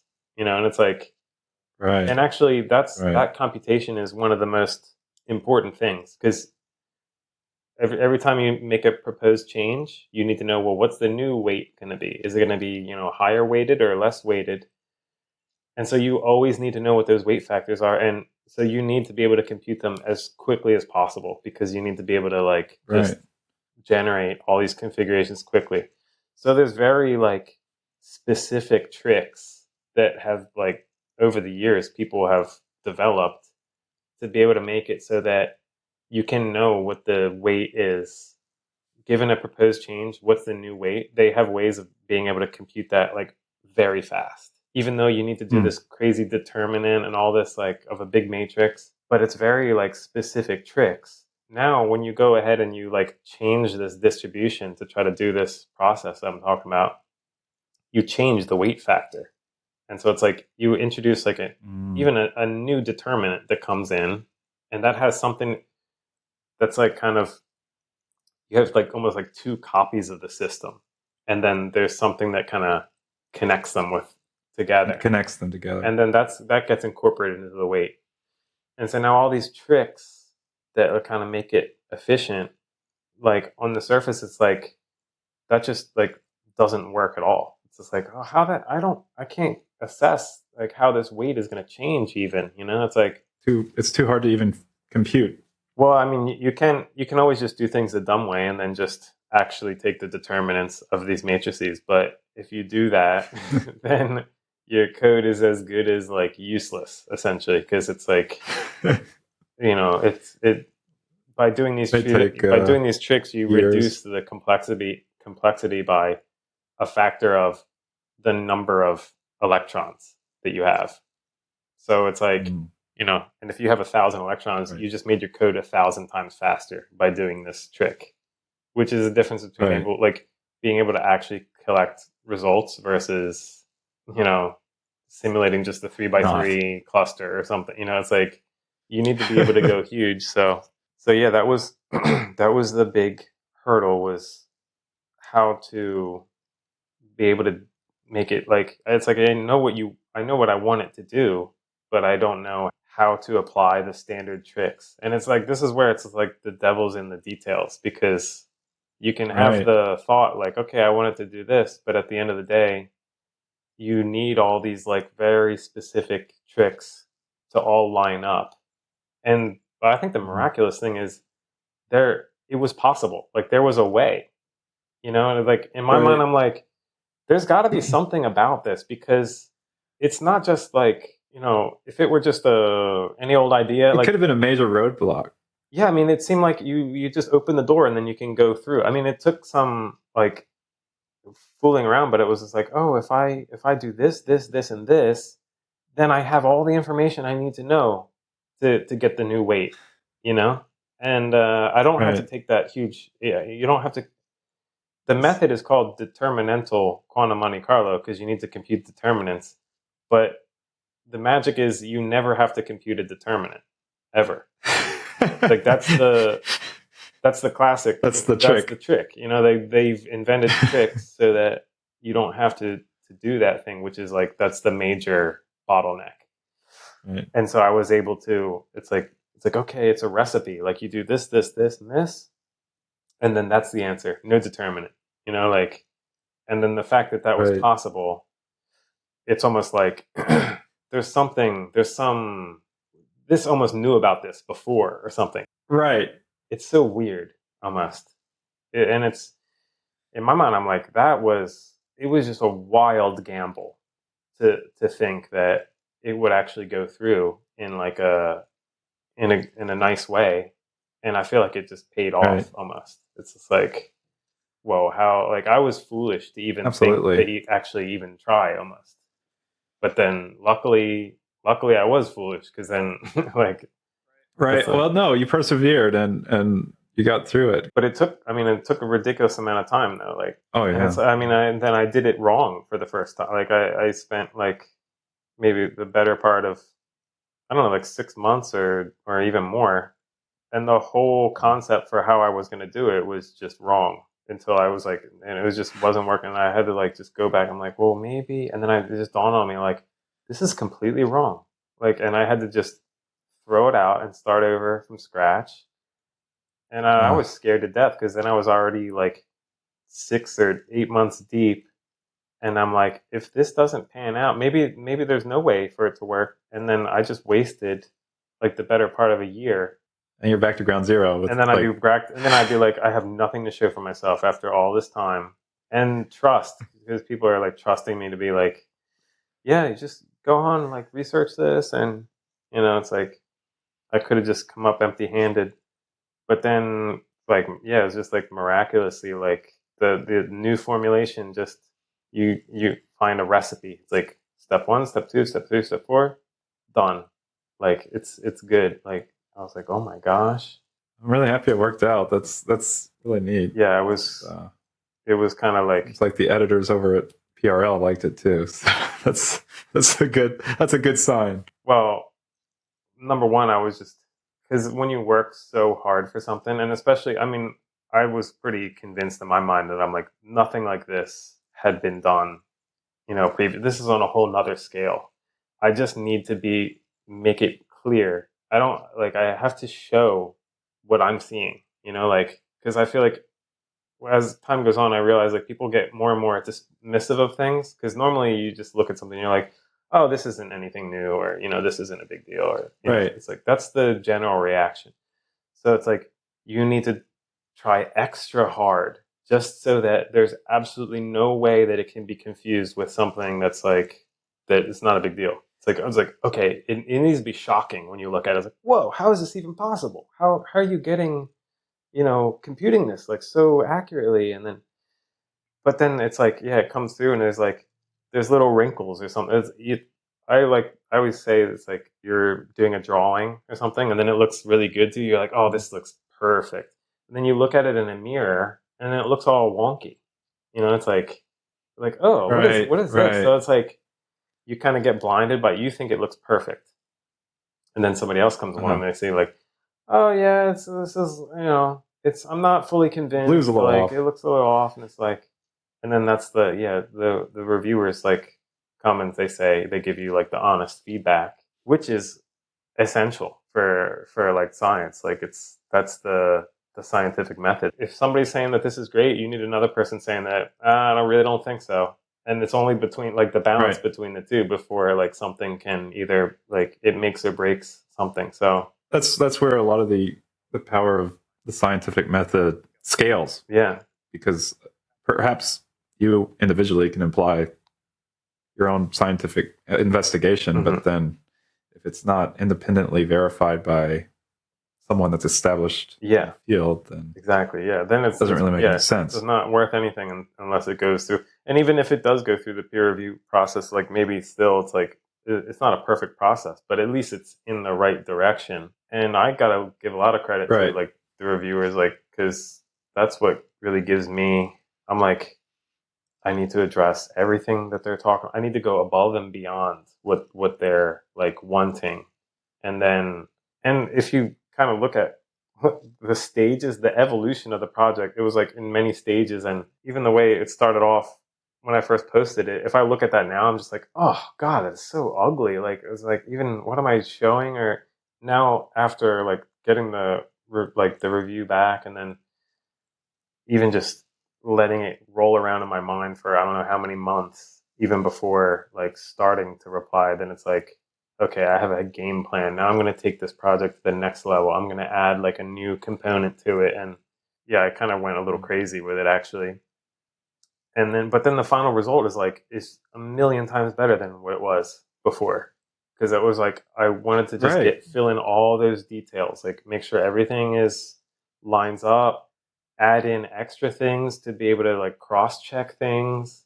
And then in the process, like find new things. Like, it's like, okay, you cut it in one way, you get one Right. answer, you cut it in I didn't know that. Like I just tried it. And Right. that becomes like one of the more important pieces of the story actually.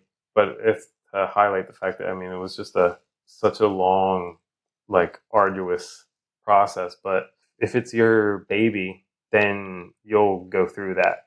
If somebody else That's told you right. like, okay, I need you to do this report by the end of the week, or like it's just something you need to do. Since it's like my own Right. creative like kind of baby like that, then I would put in all that. And it's like, especially when you put in all that work, you don't want to slack at the very end and then just be it. So it's like you really need to just No. make it even that much better. And then the Right. fact that got like they saw that in the end, which it was like that's Hmm. the most rewarding thing. It's like they see it the way I see it, and then the editor saw it, like whereas it's like to get and Right. I was just like, yeah, I get the reward. Like I'm like it paid off. That's it. Like I Right. mean, I probably could have done like 3 different projects in that time or whatever. But Well, I'm gonna look back on that when I'm well, like an old guy and be like, that was a good one. most certainly was. I'd like to talk briefly about some applications of quantum physics, such as quantum computing, quantum information, quantum algorithms. Each of these are distinct terms, and I was wondering if you could elaborate on these, maybe some of the key differences between some of these terms, as well as just the general status of quantum computing as of right now. hmm Yeah. So I think, well, coming from now, I guess you get a little flavor of like my perspective or the kind of things that I do with like physics research with like quantum systems and stuff like that. So I think about quantum computing kind of from that point of view, which is in a very exciting kind of point of view, I think, where I'm spend all my time simulating these models on a computer and working like very hard to make sure that a normal computer can simulate them. But then people are building quantum computers now. So it's like, what does that mean? It means like the underlying way that it behaves is as a quantum system. So you can have bits that are entangled with other bits. And if those represent some spin in some model that you're interested in, like to study, like as a physics model, you can simulate that on a real computer. And then you can compute properties about it. And then so in a certain sense, once these computers get good, it's like I'll be put out of business, essentially. Like I was just going to ask, is this going to put you out of business, John? Yeah. Well, I mean, hey, if it's for the greater good, then people are forced to adjust. Right. But even still, actually, I mean, for certain models, like the Monte Carlo, like again, it only works for certain models, but when it does work, it works really good. So it would actually even be hard to like for a quantum computer to get to that level. That's right. I mean, because normal computers are so reliable that you just do it, you're not going to worry about, oh, my spin accidentally flipped its orientation during the course of the program. Like that doesn't happen. Like your program's not going to get corrupted by some just noise from the environment. Right. Whereas that's the current limitation of the quantum computer. So I guess if you look at it, it's like everything has its own limitation. Like, I mean, the Monte Carlo has its limitation, only very specific models. And then this other technique we're talking about, density matrix renormalization group, that has its other limitation. It can only store so much entanglement in these wave functions that they're constructing. But it doesn't have the same problem. Right. It doesn't care about the thing that Monte Carlo cares about, the models. It has to be this one, not that one. It doesn't care about that at all. So it's like it applies generally, but you can only store so much entanglement. And then these quantum computers, it's like, well, you need to use relatively simple operations on these kind of like programs. How do you entangle these qubits with one another? And then they can also, there's noise, like the spins will randomly flip. So it's like, but what you want is, I mean, eventually and I think it's on the cusp now of being able to do things that you can't do in other ways. So it's like each one of these things, and the quantum computer included eventually, is going to be able to do things that none of the other guys can do. Right. In an ideal world, it's like the quantum computer will overshadow all the other techniques. And then you're just using quantum computers to simulate these models, and then that would be fantastic.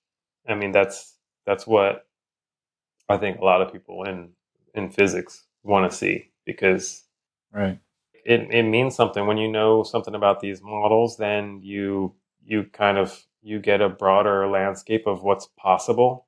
I mean, you just have many quantum particles interacting with one another. What can come out of that? You have a broader kind of perspective of that. And then this is just fundamental science. Like you don't know where it's going to lead, but you're just curious. And then the hope is, I mean, it always pays off. Now we know that by now. You get interested in basic science, and the spin-off, like the applications, they come, but you can't predict what it's going to be. So that's right. So I see it from that point. For me, that's what like the coolest prospect of really. Could you imagine just being able to simulate any one of these models that you want? This model that I was simulating in this work, it's called the Hubbard model, and it's existed for I don't know how many years, like not multiple years. I'm talking like, I don't know, 50 years or more than 50 years or something. But it's still not known how this model behaves for general parameters. Like, I mean, there's something called the filling, which is how many electrons you put into your system. Right. And the Monte Carlo restriction is such that the number of electrons needs to perfectly match the number of sites that you have. Okay. But that's not all you could put more than that, actually, because some can be doubly, occupied with spin up, spin down. You could put a little bit more than that. So it's called half filling.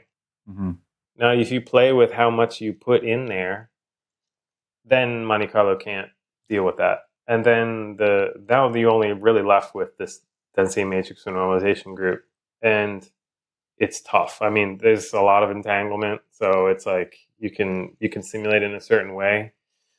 It's better than not having anything, but it seems like it's like very restrictive on number of sites. Yeah, you essentially need to make it very you need to make your systems very long in one dimension and very short in another dimension. So it's like you can know a lot about, you can do that pretty much perfectly, but it's hard to know, is that really telling you what's going to happen when it becomes a real two-dimensional, like, big system? And then how does that, like, fully behave? So problem has existed for so long now, that model, and then it's not fully known what goes on. And then that's meant to capture certain aspects of high temperature superconductors and things like that. Certain things that give properties that are very, very desirable and poorly understood to this moment. So it's like, That's if right. you could understand that in a basic model, it would go like, it would be so good for the general understanding. So just imagine you get to the day where you can now put that on a quantum computer. You don't have any of the limitations of the other methods.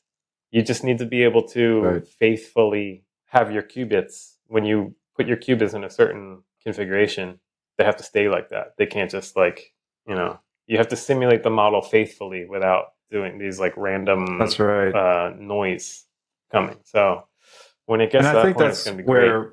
You might not be out of business after all, if that's the case, because to not simulate noise, it can show the fidelity of the quantum computer with. Well, yeah, I guess when you talk about comparing between, it's like, okay, they're doing a simulation.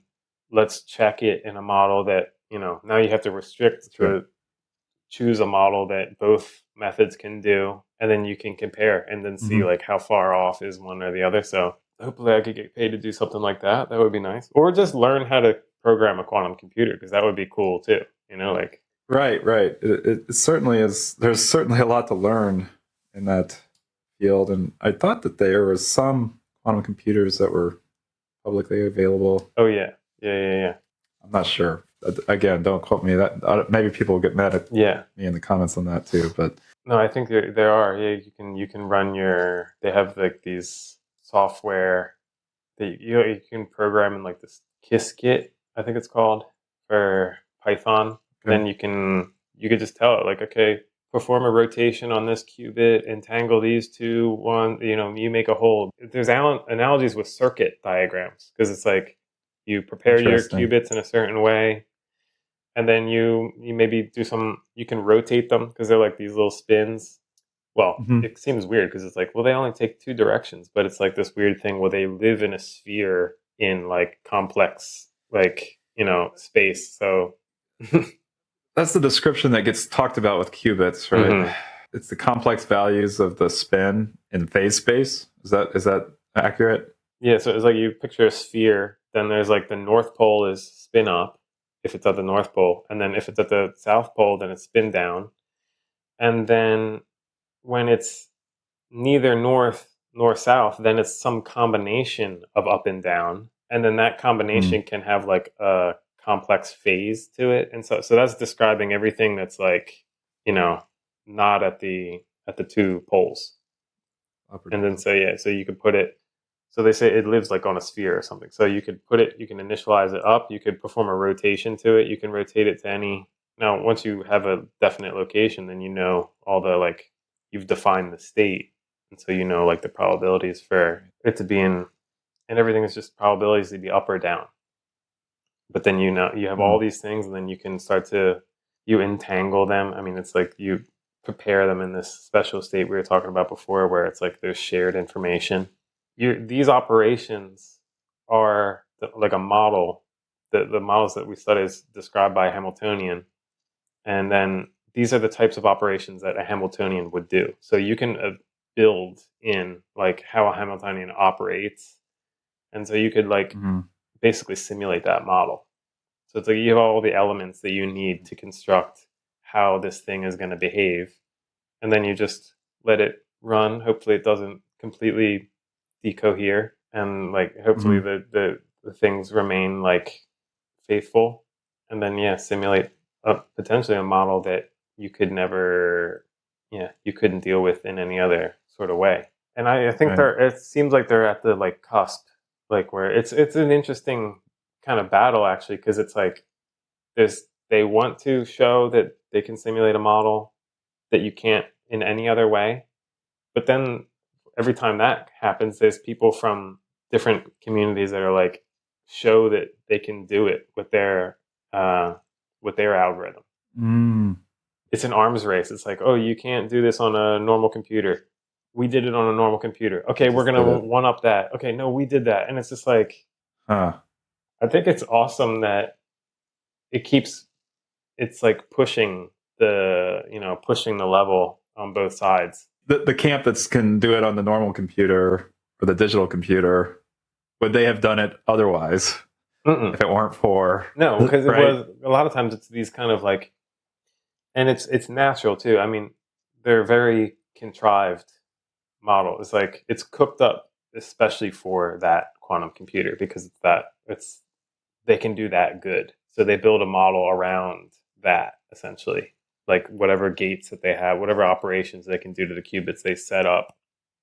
And that's normal. I mean, it's like I was talking to somebody before and they were saying it's like, well, they only, not about this, it was about something else actually, but the statement was about that when somebody has a specialty, they're only like, they kind of design problems around the specialty that they have so that they can like solve it well. But in my mind, I was like, but that makes sense though. It's like, why are you going to go try to solve a problem that you have a tool that is good at doing something?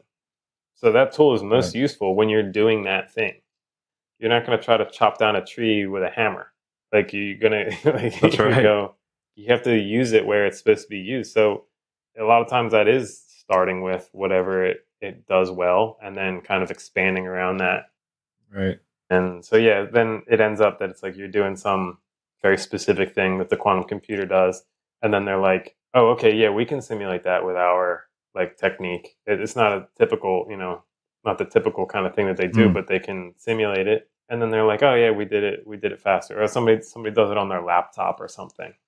Even that like has happened. But then it's the evolution. It's like now they'll come and then they'll do something like even better. Then it's going to get even harder to best it. I think it's just a matter of time. I mean, there's no fundamental roadblock.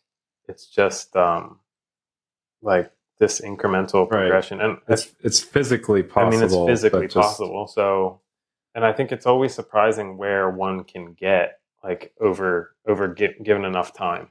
It's easy to forget that, but human progress it happens very fast. Mm-hmm. Like it may not happen like tomorrow. Right.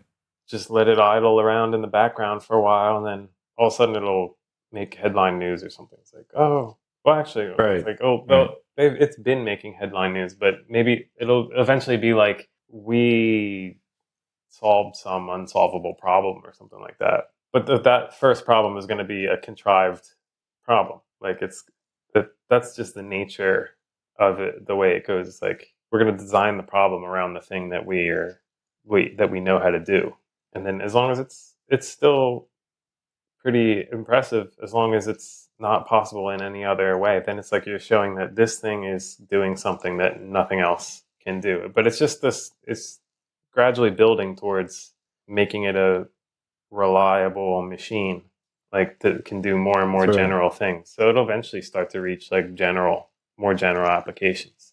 That's right. But the building blocks is just these simple kind of models, like to start with. I think it's the most, and it's an interesting like application too.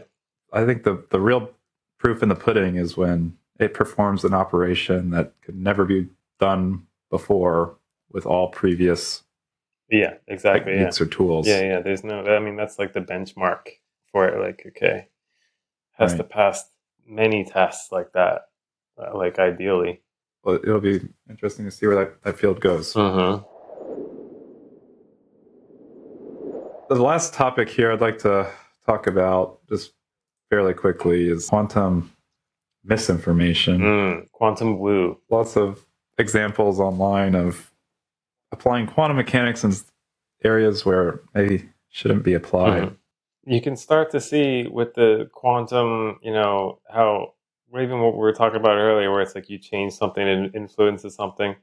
You can see how you very easily can go in like take it from a human-centered point of view. Like it's the imagination just runs wild with things like that. It's very specific in what the systems that it applies to, and then when you start scaling out, then you reach classical limits or thermodynamic limits, or is that a fair assessment of? I mean, how?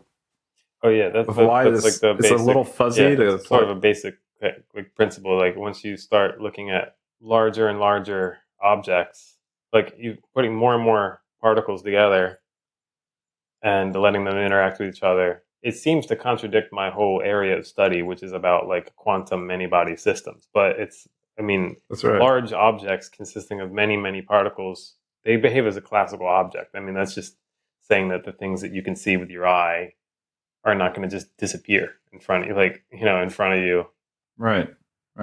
Yeah, so we're saying before, like you're not going to be entangled with neither a rock nor some other version of you from another dimension or something. It's like we're not we are not going to be entangled with things. It's like, but individual particles, then they get entangled with things. But well, hopefully people know now that after listening earlier, it's like just to clear it up. An atom is a quantum object. Like this, it's not. We just to talk about scales. Like it's like okay, even large numbers of particles can behave as quantum, like genuinely quantum objects, given proper conditions. That's right.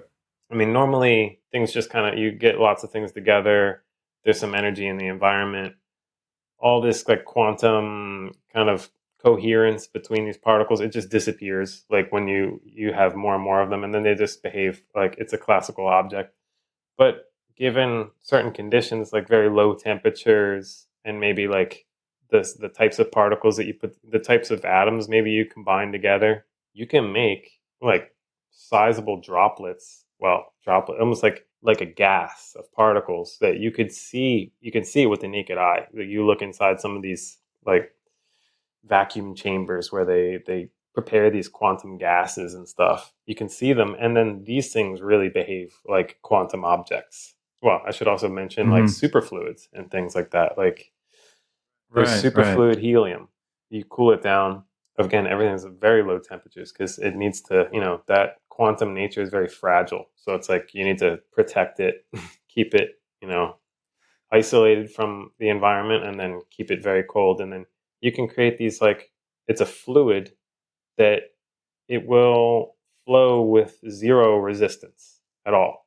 Yeah. They put it in these little like buckets and stuff, and then they put it inside this, and then it'll just creep up right up over the side and flow up over the top. Wow. Superfluid creep. You can look that up, and it actually goes over the bucket. Yeah, it's just and I actually don't even fully I don't understand exactly why that happens, but I know it's from the fact that it's a superfluid. And then they could put little holes or something and like kind of have like regular, because I mean it'll be a liquid, but it won't be superfluid yet. But if they further cool it, then it'll be superfluid. That means like that now all of a sudden all these like particles, they're coherent with one another. It's like they're kind of behaving in a same sort of way. So then they go into this like collective state, which is a quantum state. And then one of the properties is it flows with zero resistance. So this hole that they put in when it's liquid, but it's not superfluid, it'll just, that hole's too tiny. It doesn't even feel that.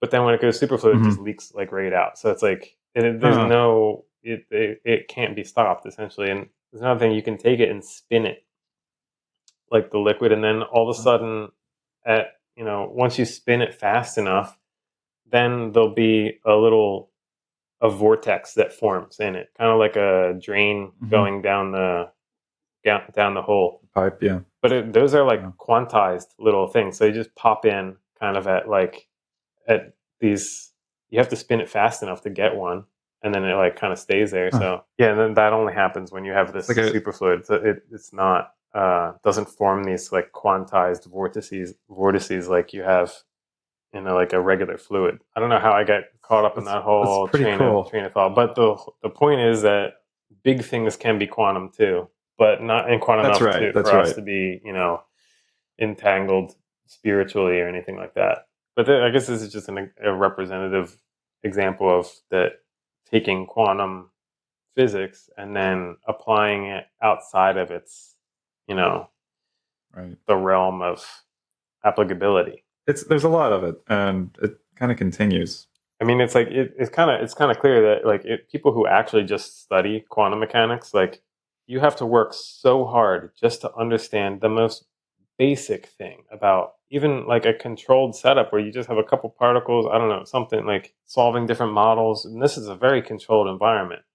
And even there, it's difficult to really get an understanding. When you start to apply it to human beings, anything like that level of complication is so wild that there is no, you can't even apply a scientific like method to. You're not going to be able to understand how there's any interaction, but it's not even there's no plausibility either. You don't have like this large scale entanglement of anything that's going to affect a human being. Right. I actually heard the neurons in your brain. Actually, I mean, I did hear somebody talk about like neurons in the brain, like from a respected physicist, and interesting. Okay. Something about, but it was, I mean, these are when somebody starts talking about details, it gives you more like plausibility for like what's going on. But I mean, I don't even know what the full story was, but it was something about certain molecules, and those actually have little spin a half particles in there, and then those can be entangled, and depending on if they're entangled or not entangled, like maybe this molecule has a different property one way or the other, and then that can influence something physiologically. But I mean, I think the people who are like serious about talking about these things, they don't overstep their bounds. Like they don't make wild extrapolations. They talk about, they get interested in the details, and then they're just detail oriented. And then so they build up, is there a potential here? Like, what are the influences? Like, look at the little ingredients and then just see how far it can go. They don't think about that and then go on and say like, oh yeah, I'm entangled with a past life or something like, it's like now once you've made an extrapolation like that, like you're not doing serious like stuff anymore. Right. I actually don't like saying like serious stuff because that makes it seem like it's, when you do serious stuff, it's like not fun. But I think when you're doing something, you can be doing serious stuff and it's a great time, like. Because I think the people are serious about it that make the claims. Oh yeah. I see what you're saying. Yeah. I was wondering, did you catch this recent buzzy thing from Joe Rogan's? Terrence Howard made some bold claims about science. No, do you have a video loaded up? I wanted to, and then his podcast was 3 hours long with Terrence Howard, and he made lots of bold claims about all atoms and elements have got some frequencies that correspond with sound. Anyway, it was a little bit embellishing on what the true science of I think the important matter thing is like, how do people distinguish like someone who's doing like actual real serious stuff and like wants to get to the bottom of something versus somebody who's just giving a very elaborate opinion about something, or not really being careful about what they're talking about and just kind of just saying, how do you distinguish science from pseudoscience? Like that's the big thing. And I don't know, like it sounds bad to say it, but a lot of times it's like you look at somebody's affiliation, like are they a, and this isn't perfect, but it's like all, you put many things together and it starts to like build plausibility. It's like, okay, do they have a respectable job as a researcher at like an institution? Because if they don't, that's not to say that they couldn't be onto something, but it's just like, who are you going to trust? Like somebody, in a back alley who's like, yeah, I'll give you a new liver transplant or something, or someone who's made it through like a whole very rigorous training to get to some level to be able to like to do something like that. Well, I don't know. I don't even know this person who you mentioned, so maybe they do have a. He was an actor, so Okay, well that you kind guessed of correctly. He's not a research scientist. He started on like Empire and some Okay, stuff well back then in the it's like 90s, and still now you still can't be sure, but like how much time do you want to spend deciding if you should trust one of these people or not? Like for me, I don't right, have, I wouldn't think much further than that. Like it's unless, who knows, something comes out of I really wouldn't think anything more than that. Like it's basic. I Then think it that's comes down to a basic fine common answer. I sense. mean, Like it's like, okay, who are you going to trust? An actor about like, and this is like hardcore science we're talking about. Like this is stuff that's like, if you actually knew, it would be like one of the most difficult things to try to get to the bottom of. Because even what physics people do is like you're working within a very narrow like scope of how the problem right. is defined. So everything is well defined.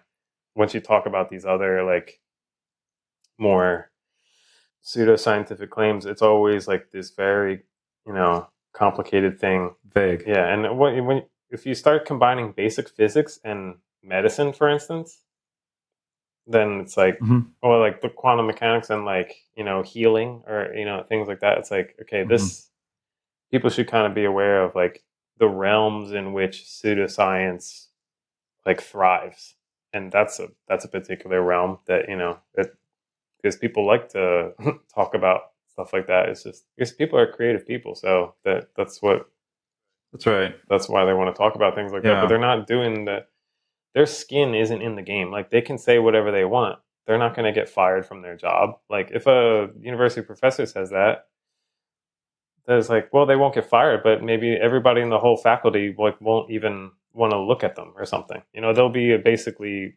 humiliated out almost.